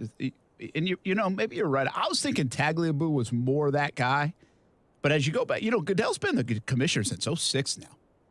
So he's working on 20. He's got 25, right? Or close to it. And he's a young guy, you know? Or, I mean, kind of... Relatively young. He's 63. Is he 63? Man, Goodell looks good for 63. Money will do that to you, Brent. Tell him, Casey. Not all money. I see all these other commissioners, man. They looked like they were 95. Yeah. That's that stress. Some of them did. Maybe he meditates. Yeah. So maybe I shouldn't feel bad for Goodell, Son of a right? former congressman and a U.S. senator. I'm going to get, how about this? This is fascinating to me. In 1998, Paul Tagliabue, that's 25 years ago, Paul Tagliabue, the commissioner, $2.5 million annual salary was doubled to $5 million. His final contract in 2004 paid Tagliabue about $8 million a year. And he's making $40 million now. Well, he's earning that with the revenue the league is bringing in. $40 million. And he doesn't choose that number. 44, by the way. Don't the owners choose that number? Fiscal year 2012 was over $44 million, mostly from bonuses. Base salary was under $4 million. So yes, to your point. But so it's all bonus structured. Yeah. $44 million. Good payday. Why would you want the headaches of dealing with Deshaun Watson and everything else? I mean, just go to the Hamptons. You're 63. Like, what are we doing? Look, why is he still doing it? Well, maybe it's just love of the game. He started 82 as an intern in the league, you know, working all the way up to the top role. Like, what is there left to do? I never understand it. Like, for again, Roger Goodell. Maybe, I would do it for a bit because, yes, you're right. The salary is like life-changing. It's incredible. Like, it's worth it. But for 20 years, is it worth it when I've already got, like, more money than I know what to do with? Like, I don't think so. I can't grasp that part of my life. People's world. I guess money at some point, which is kind of cool, just becomes irrelevant. Nah. So you don't do it just for the money. Nah, there are tiers to that game. There are I tiers. understand there's a money tier. I get that. Like $44 million a year gets you a gorgeous mansion in Ponte Vedra plus a few vacation houses, but $144 million a year. Now you're playing in some different circles. 200, 500 million, the billionaire club, you know, now you're playing in some different circles. So it does come back to ego, though. So it's more ego than legacy. I believe that. And by the way, you're sitting here talking about Paul Tagliabue and Roger Goodell. If he could hear that, it's probably steam coming out of his ears. He's like, what about me, bro? Maybe that's why. You're sitting here loving on Tagliabue.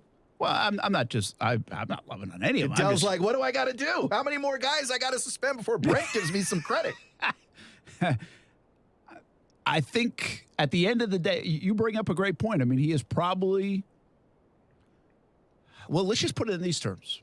Since 2012, when Shad bought the team, and the Jags were $770 million, and now they're like $2.4 billion? Yeah, more than that, I think. Okay, so let's just say it's 4 times what they were worth. Yeah. So that's 2012. So you go back to Goodell in 2006, let's just conservatively estimate that the league is worth 5 to 6 times more than it was when he inherited the league. I bet it's way more than that. And that's conservative. Yeah, yeah. So it's probably worth 10 times. And by the way, if Tagliabue's making $8 million on his way out the door, Goodell's making 40. That's only 5 times. The league's gone up way more than that. player valuations and team valuations. We just looked at the Cowboys the other day, went from like 4-point-something billion, 5-point-something billion last year to 7-point-something billion this year. I mean, that is a substantial return in 1 year's time. You know, the 20 years that he's got. He's just rolling in cash for these guys. Well, that's why they love him. Love him. Love him. Yet I'd love him. Bringing me that money. I don't hate Goodell. I think he's in a tough spot. I don't know if he's done a good job. I don't understand it, but I mean, obviously the owners think he's done a good job. He's made it through 2 CBAs. The players have benefited during his tenure. I love him. Not a commissioner in sports that's hated by the fans more than Goodell, and this man leans in every year. Love it. Love this guy. Nobody gets booed more than Gary And Bettman he loves in the it. NHL. Well, okay, fair enough. But Goodell's up there with him. He's telling fans to bring it. I love it. What a job. Being a commissioner of sport is a pretty damn good job, though. On call 24/7, though. Yeah. A lot of stress. Lots of stress. Because I think you want to do the right thing. How does Goodell sleep the last couple of weeks with the Watson situation and the Miami situation? You just got to know. That's on your shoulders, But man. it's also largely out of his control for the most part. Yeah, it is. Until but then now. right into it. Yep. Until now. We'll be back. Action Sports Shacks OT coming up. 6 o'clock. Casey Kurtz, Brian Middleton on the way. Jumbo Shrimp play as well tonight as they continue to strive for a division championship in the International League. We'll be right back.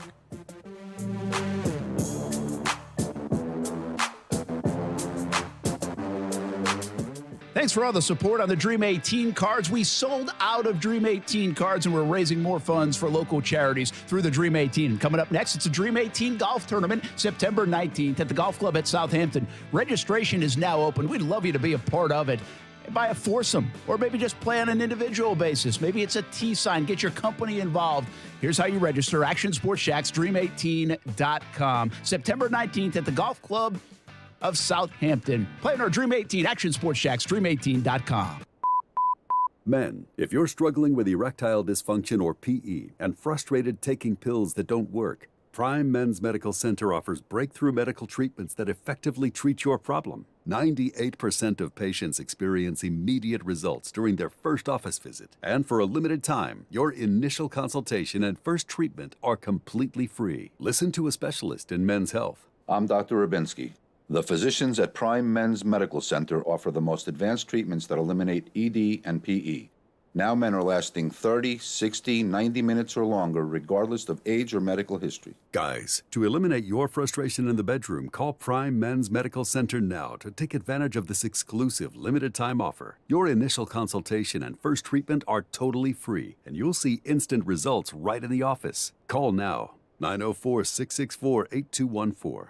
904-664-8214. That's 904-664-8214. Home buyers, you've waited long enough. Home Steps presents the Hometown for Heroes program. Get your down payment and closing costs paid. Move into a 2, 3, 4, or 5 bedroom with a trusted name at Home Steps. Meet Latasha Looper at Maggiano's at the Town Center Saturday, August 13th at 10 a.m. Food provided. Arrive early as seating is limited. Call Latasha today at 904-574-7180.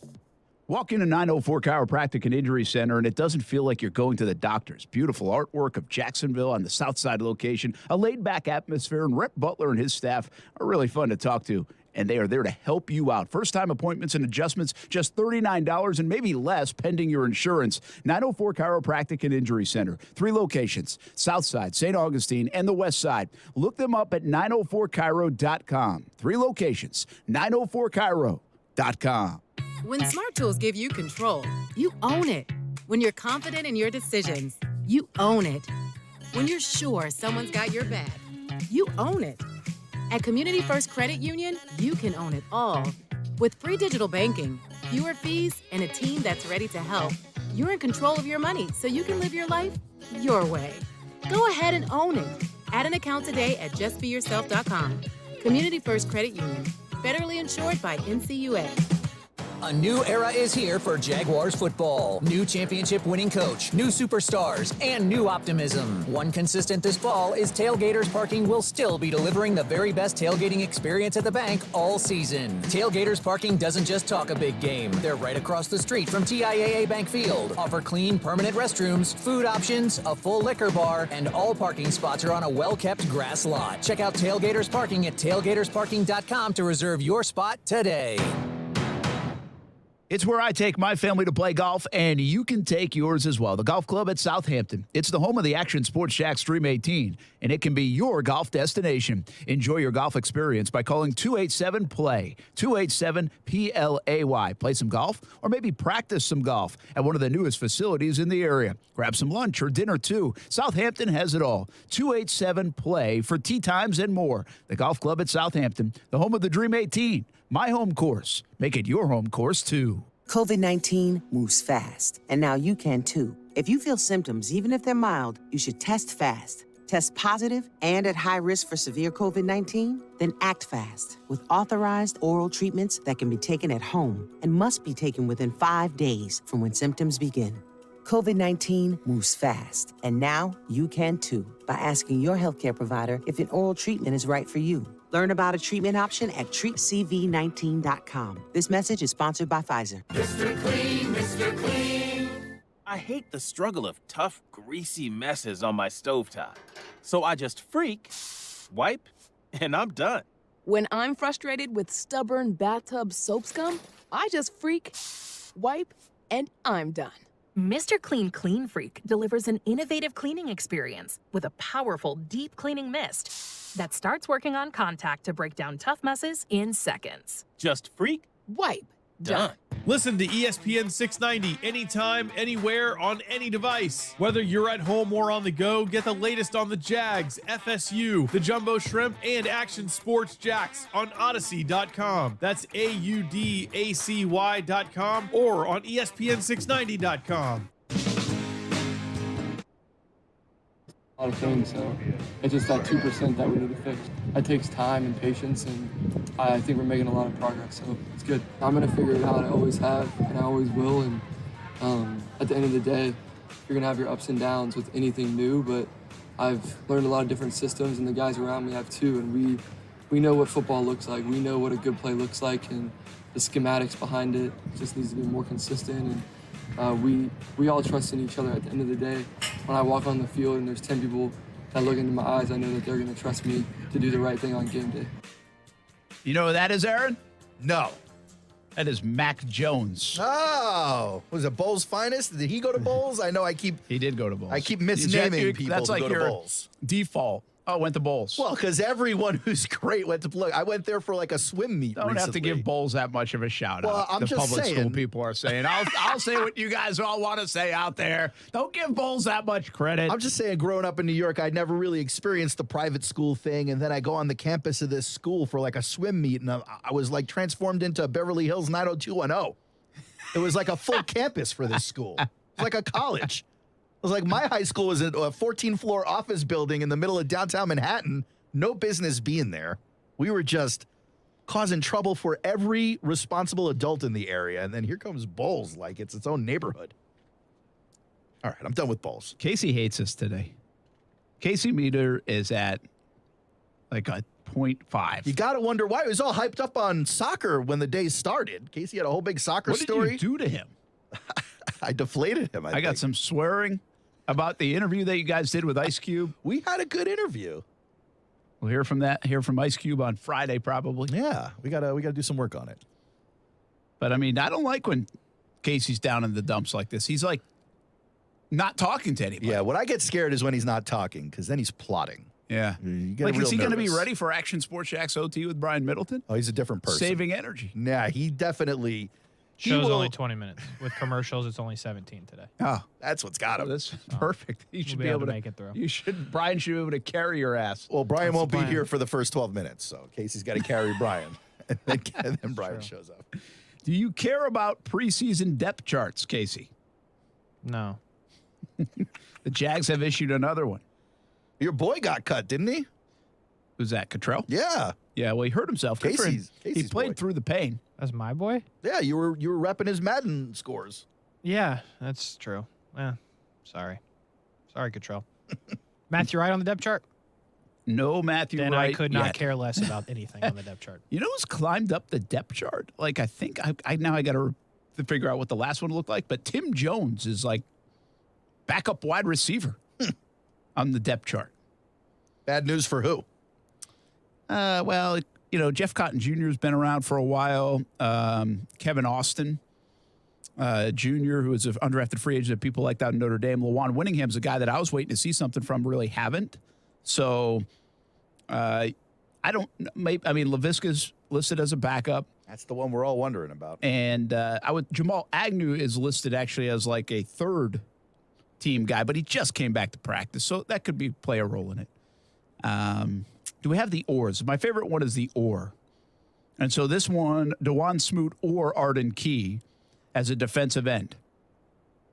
We know your answer. Well, it's interesting. DeJuan Smoot's a player that, as I was talking to his dad the other day before he was in Canton, Ohio, and talking just about how DeJuan's had a great career.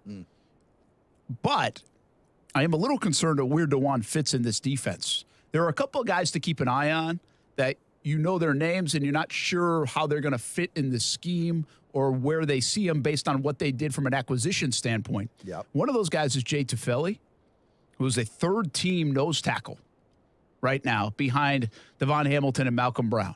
And this scheme, even though they drafted him in the 4th round last year, they've changed scheme, and is that going to squeeze him out? He could be a casualty of that. DeJuan Smoot's interesting because he can play multiple positions, so I don't feel like he's a scheme fit guy or a problem. But they did bring in Arden Key, and Key has been impressive, as you know. I am a fan. And, Caleb Chason's a guy that has played pretty well in practice, and they obviously would like to see take this huge step. They invested in him, sure. So it's going to be interesting, I guess, is the moral of the story, where DeJuan Smoot, who has, I think, overachieved over these last couple of years, or at least been a pleasant surprise. Yeah, Jack's camp's been interesting to me in that there aren't too many position battles or question marks. Like, aside from how will the team perform during the regular season, you're not looking at it going, well, we still have open battles at this position and this position and this position. For the most part, you got a few still. Yeah, I want to go back offensively just real quick. They've got James and Etienne, Raquel Armstead. You have Matt Colbert. I don't know, which way does this go? Hold on a second. Snoop Connor, I think, would be listed here as third, the way this goes. Then Mekhi Sargent, then Raquel Armstead, then Matt Colburn, if I see this correctly. You just don't necessarily agree with their assessment. I don't know if I'm seeing it's kind of a weird, the way they have it stacked. Yeah. It could be interpreted two different ways. So anyway, I don't know. I agree with you. I don't think there's a bunch of crazy surprises, but I'm giving you a couple of guys to keep an eye on that around roster cut time. I don't think Smoot will be cut. I'm just concerned more about his playing time and where does he fit in this defense and how many reps will he get. Guy's had, 11, 12 sacks now over the last 2 years. Yep. Jay Tufele's a guy that, it just might not fit. We'll see. They keep it 3 nose tackles. Doubt it. So we'll see what happens there. But preseason depth charts, whatever. Jawan Taylor is listed as the starting right tackle on this depth chart, even though he just got back to practice. Walker Little as the backup, if that means much to you.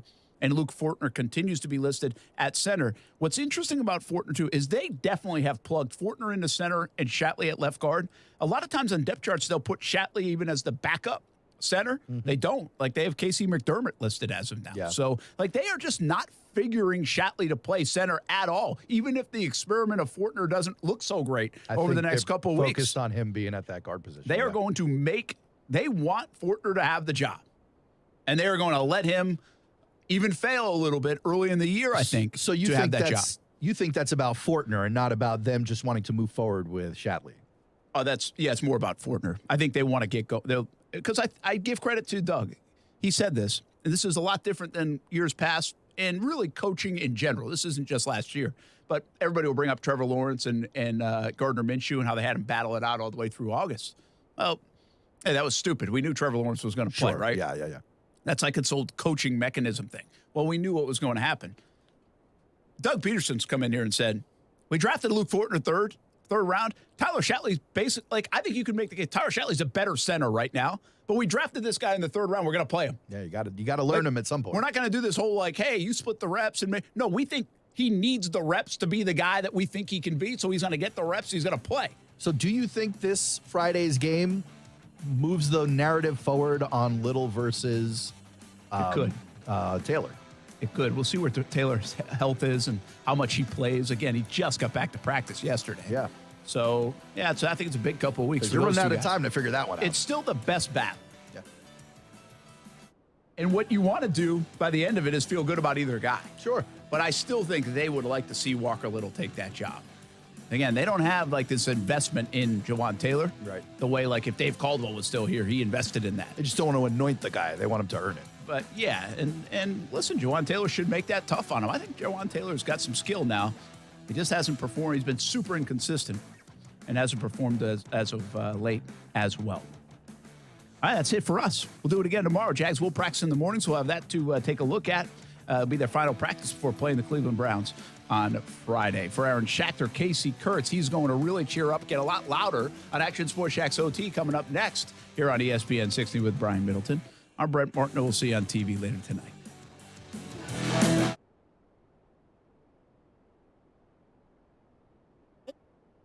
The Summer Heater Poker Tournament Series is at Best Bet Jacksonville. 11th to the 21st, featuring 11 different poker tournaments, including the main event, a no-limit hold'em tournament with a $1,500 buy-in from August 19th to the 21st. If you're looking for an exciting poker tournament this summer, visit us at Best Bet Jacksonville, Florida's largest poker room. View the tournament and satellite schedule at bestbetjacks.com. That's bestbetjacks.com. Don't miss it. Prescription products require an online consultation with a healthcare provider who will determine if a prescription is appropriate. Restrictions apply. See website for full details and important safety information. Subscription required. Refund available for 60 days after purchase. Hey guys, did you know there's a generic form of Viagra that works just the same but is 90% cheaper? And you can get it online? Just go to 4hims.com/joy. You'll get a free medical consultation, discreet shipping if prescribed, a 100% online process, and trusted generic alternatives to the biggest brands at 90% off. That's right, get generic for Viagra, the same active ingredient as brand name Viagra, but 90% cheaper. It's the same medication you get from your doctor, but with zero copay, no expensive appointments, and no awkward face-to-face conversations. Results are guaranteed or your money back. To start your free online visit, you need to go to this exclusive address, 4hims.com/joy. That's 4hims.com/joy for your free online visit. FORHIMS.com/JOY. Honey, I'm home. Don't honey me. I'm still mad at you. I know, and I'm sorry. It's all my fault. You and those cheap do-it-yourself cameras. I told you, call SafeTouch, but no, you tried to save a buck. So when those two thieves broke... SafeTouch cameras would have alerted the thieves that they were being recorded, and you and I would have been notified with actual video on our smartphones. The SafeTouch two-way communicator would have already had the emergency authorities on the way. I know, we really need the SafeTouch 5-star security and surveillance system. I'll call today. I already did. SafeTouch is installing our new 5-star surveillance system in the morning. Every family needs the SafeTouch security and surveillance system. Call now and get a free demonstration. 888-723-8682 or online at safetouch.com. Dramatization of actual event. EF 0000233. Terms and conditions apply. Not 100, not 200, not even 300. I'm talking 400 pre-owned on the lot, ready to test drive at Arlington Toyota Pre-Owned. All makes, all models, all waiting for you to test drive and take home today. Plus, Arlington's 30-day exchange program comes with your purchase. That's 30 days to love your purchase or exchange it. Your next great ride is waiting for you at Arlington Toyota Pre-Owned. Shop in person, 10939 Atlanta Boulevard, and online at arlingtontoyota.com today. Hey, does your car still only play CDs? No Bluetooth? No CarPlay? You've got an old car, my friend. You know what's better than an old car? A less old car. Get a car or truck that's new to you with a great used car loan from 1-to-1 Financial, Jacksonville's hometown credit union. Get pre-approved for a loan and shop at any dealership in town. Get a low rate and get rid of that old car today. Apply online at 1to1fcu.org. Federally insured by NCUA. If this were a Reese's TV ad, you'd be staring at a Reese's peanut butter cup. And sure, my voice is peanut buttery smooth, but still, you need to see the peanut butter cups, right? No? I can really just say Reese's and you'll go get some? Okay, Reese's. Reese's. Reese's. Really working, actually. Reese's. Reese's. I'm on to something. Reese's. Reese's. Reese's. Sure, humans can be a little weird at times, but take it from me, I'm a dog. And a person is about the best thing that can happen to a shelter pet. So if you want to learn how you can be that person, get down to your local pet shelter or visit theshelterpetproject.org. Brought to you by the Ad Council. Hey, it's Brent Martineau. Check out Action Sports Jacks weekdays from 3 until 6 on ESPN 690. Broadcasting live from the ESPN 690 Anna Jar and Levine studios. Anna Jar and Levine Accident Attorneys. Call 904-600-4000. That's 904-600-4000. ESPN 690, Jacksonville's home for ESPN Radio. WOKV Jacksonville. Listen live everywhere you go on ESPN690.com. ESPN 690, a Cox Media Group station. This is SportsCenter. Christine Lisi. NFL Commissioner Roger Goodell today said the league seeks a tougher penalty for Browns quarterback Deshaun Watson because his actions were egregious and predatory behavior. Last week, the NFL formally appealed Watson's 6-game suspension handed down by the NFL's disciplinary officer for violating the personal conduct policy following allegations of sexual misconduct. Serena Williams says her tennis career is winding down, citing a desire to grow her family. Williams, in a first-person essay for Vogue.com, admitted she had mixed feelings about her next chapter, didn't even like using the word retirement, instead opting for evolution. There's only one way to describe Serena, a 23 major singles champion and Olympic gold medalist, according to ESPN tennis analyst Mary Jo Fernandez. I still consider Serena Williams the best of all time. I mean, hands down, she was so dominant for so long. Best serve we've ever seen, and the numbers back it up. I just feel like she has really been the best player that we've seen on so many different levels. Williams implied that she will try to play in this month's U.S. Open in her final tournament. ESPN Radio is presented by Progressive Insurance. And now, a no-frills ad brought to you by Progressive Insurance. Here it is. You can save big when you bundle your home and auto with Progressive. That's it. See? Just a good old-fashioned, straightforward ad. See if you could save at 1-800-PROGRESSIVE or Progressive.com.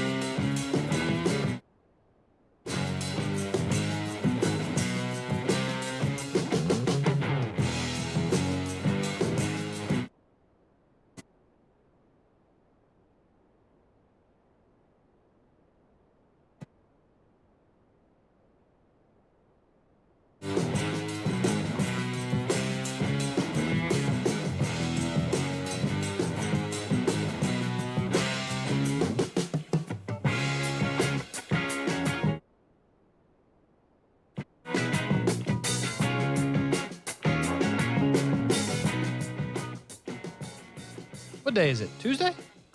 It is. Don't worry. I'm going to play it as a rejoiner. What? What are you talking about? I know. You don't care about the intro music, but I do. We got a Tuesday rejoin. Oh, yeah. In case it's like, knock it off, huh? I always forget about the Tuesday opens now because we stopped. We gave up on the Tuesday opens. Did we give up? Well, we stopped coming to work for a while, and then like the Tuesday Y'all took a opens. vacation. Y'all did, yeah. Yeah, That's right. and then the Tuesday open just like died with that, No, absolutely didn't. All right, we'll have to play it some other time. But anyway, it's Tuesday. It's Action Sports Jacks Overtime. ESPN 690. Jumbo Shrimp Baseball coming up in about 17 minutes time. So the Lightning edition of the show all week long right here on ESPN 690. Brian Middleton, the broadcast. Don on the ones and twos. Casey Kurtz with you as well. We're going to try to move things as quick as we can. Brian Middleton's been trying to talk about Kevin Durant for a couple days. We're going to give him the opportunity to do that. Serena Williams sounds like we'll be retiring pretty soon. We will touch on that as well. Baseball in action right now. The only sport that's going on, Little League World Series, but the Royals lead the White Sox 4-1. So we keep you updated on that. And we start right now. Kevin Durant. I believe Brian Middleton, he said either fire Steve Nash or trade me. Did you see that as well? And the GM. And the GM. Yeah. Who am I supposed to side with here? Well, at first when you first hear this, you're just like, this is another day in the Kevin Durant neighborhood. That's what I think. Most people think. You're just like, okay, bro, now we're starting to get tired of you. Now, if we weren't tired of you before, we're getting tired of you now. However, there was another article that has leaked about during the playoff run. Now, I don't know if this is Kevin Durant's team. I don't know if this is real. This is alleged. Okay? Okay. So I just want you to put yourself in the mind of KD Trey 5. Okay? Okay. I'm there. Burner account Mentally. aficionado. Super rich. Okay? But we'll I'm on roast a you on yacht Twitter. somewhere. Absolutely. Okay? Very skinny. You're carrying the team. Very skinny. You're carrying the team as best you can while you're getting ran roughshod over by the Boston Celtics. But everybody's looking at you like, what are you going to do? And there's a team group chat. That involves most of the players. But the big names are in there. You know what I'm saying? You got KD, you got Kyrie, you got Ben Simmons. A text is submitted to Ben Simmons on whether or not you're going to play in Game 4. Because I don't know if you remember at that point in the playoffs, Casey, that Ben Simmons, he'd been out for the year, and they were talking about, okay, but maybe he'll come back and try to be a part of the spark because KD's out there by himself and they can't get anything going. Ben Simmons proceeds to not only just not respond, but leave the group chat.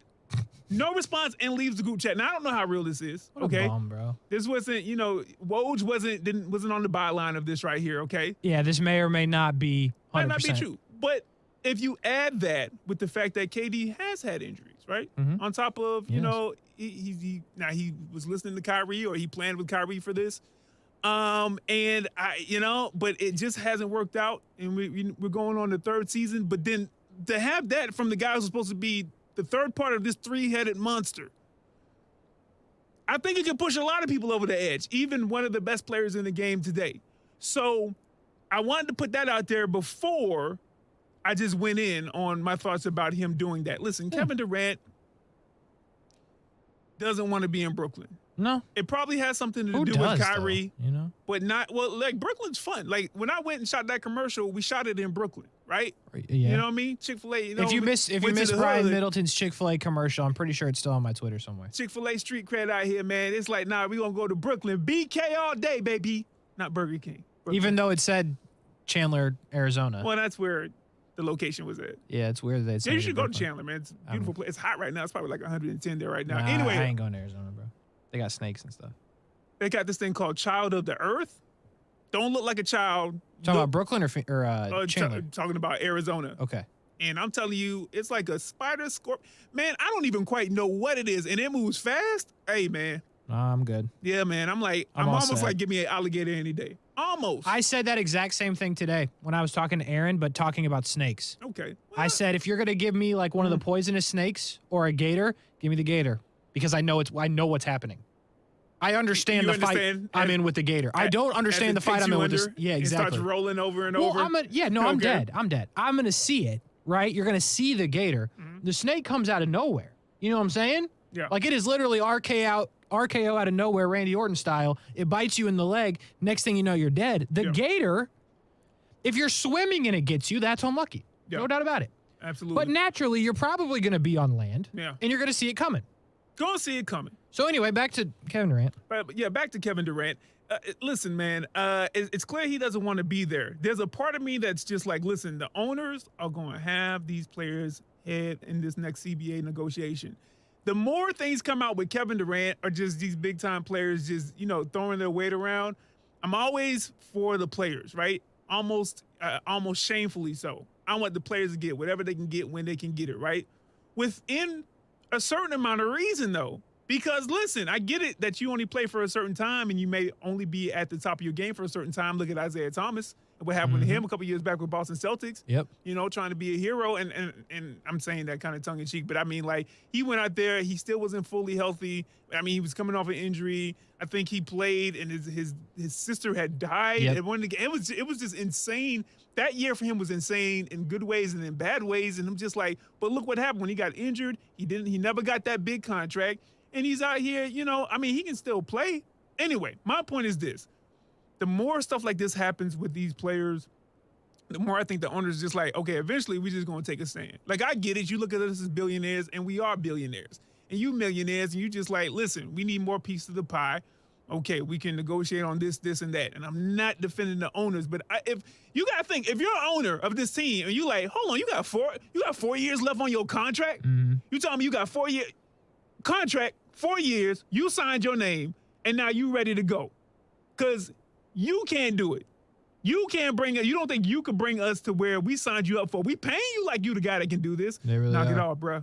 Knock it off. But I'm going to wrap it up real quick because I got one more topic, and I know we got to take a break and get back. So go ahead, Casey. Tell me what your thoughts are on Kevin Durant. I wrestle with it because, do I want to trade Kevin Durant? No. But do I also really want to fire my coach and GM? Also, no. Kevin Durant shouldn't be making that decision. I have no idea what I would do if I was running that situation. You know what I mean? Be petty.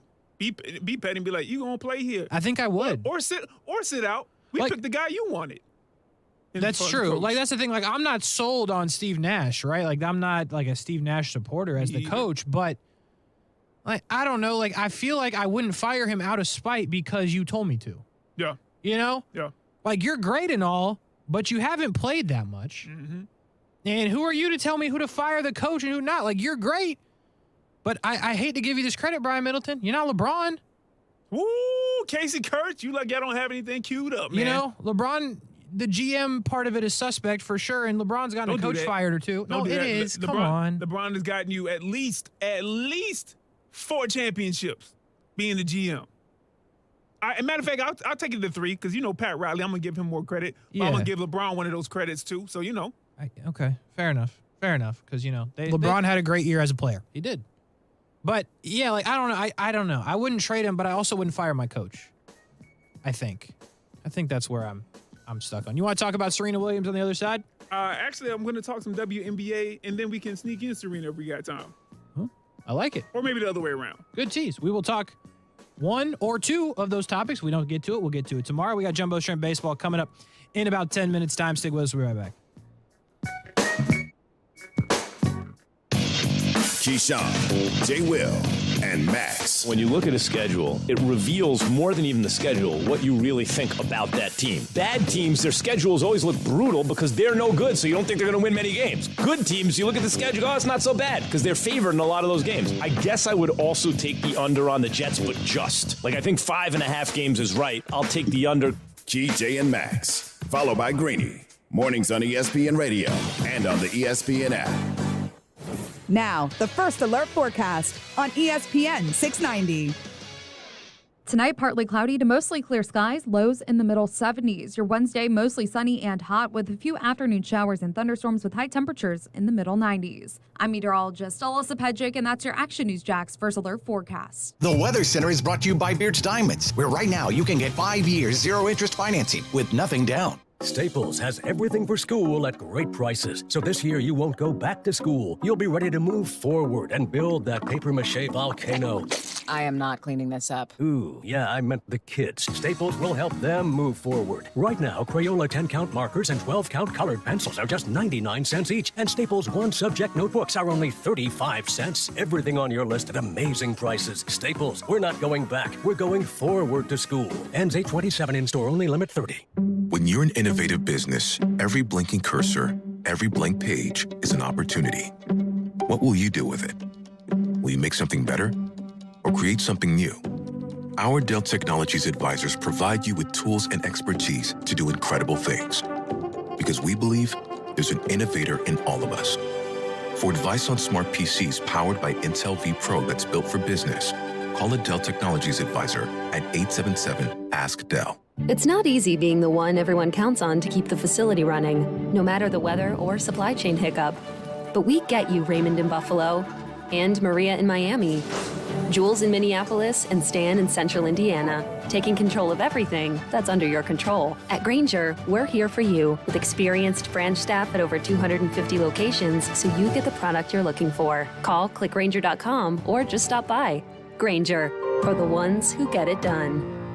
Southern Recipe pork rinds. Southern Recipe pork rinds have the bacony crunch you crave in a protein-packed, low-carb snack. They're the pork rind that tastes best for just about any event. Southern Recipe pork rinds are also low-sugar, gluten-free, and naturally loaded in collagen, so it's a no-brainer. Get through the daily grind with Southern Recipe pork rinds at southernrecipe.com today. Southern Recipe pork rinds. Available in the snack aisle at your local racetrack today. Homebuyers, you've waited long enough. Home Steps presents the Hometown for Heroes program. Get your down payment and closing costs paid. Move into a 2, 3, 4, or 5 bedroom with a trusted name at Home Steps. Meet Latasha Looper at Maggiano's at the Town Center Saturday, August 13th at 10 a.m. Food provided. Arrive early as seating is limited. Call Latasha today at 904-574-7180.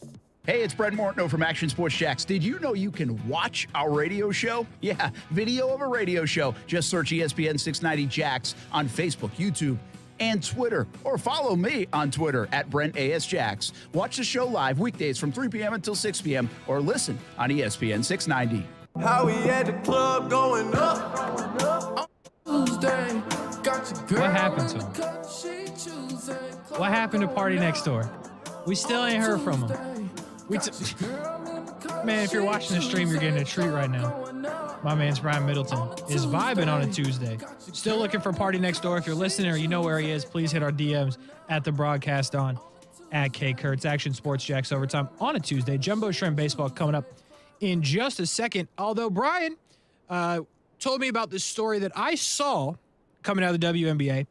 I know that that's not a topic we talk about a lot on here, but this is a crazy story because, Brian, I'm be honest, when I first saw it, I thought it was fake. Like, I'm just being serious. Right. But I was like, that could not have actually happened in a professional sports league in the United States of America. Right.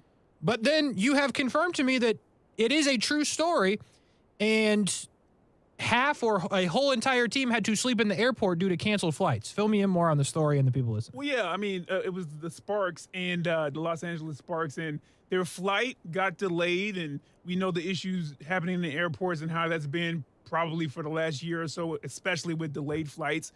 And because of certain people who are blocking things in place with the WNBA owners being able to provide charter flights for their teams, they're having to fly commercial.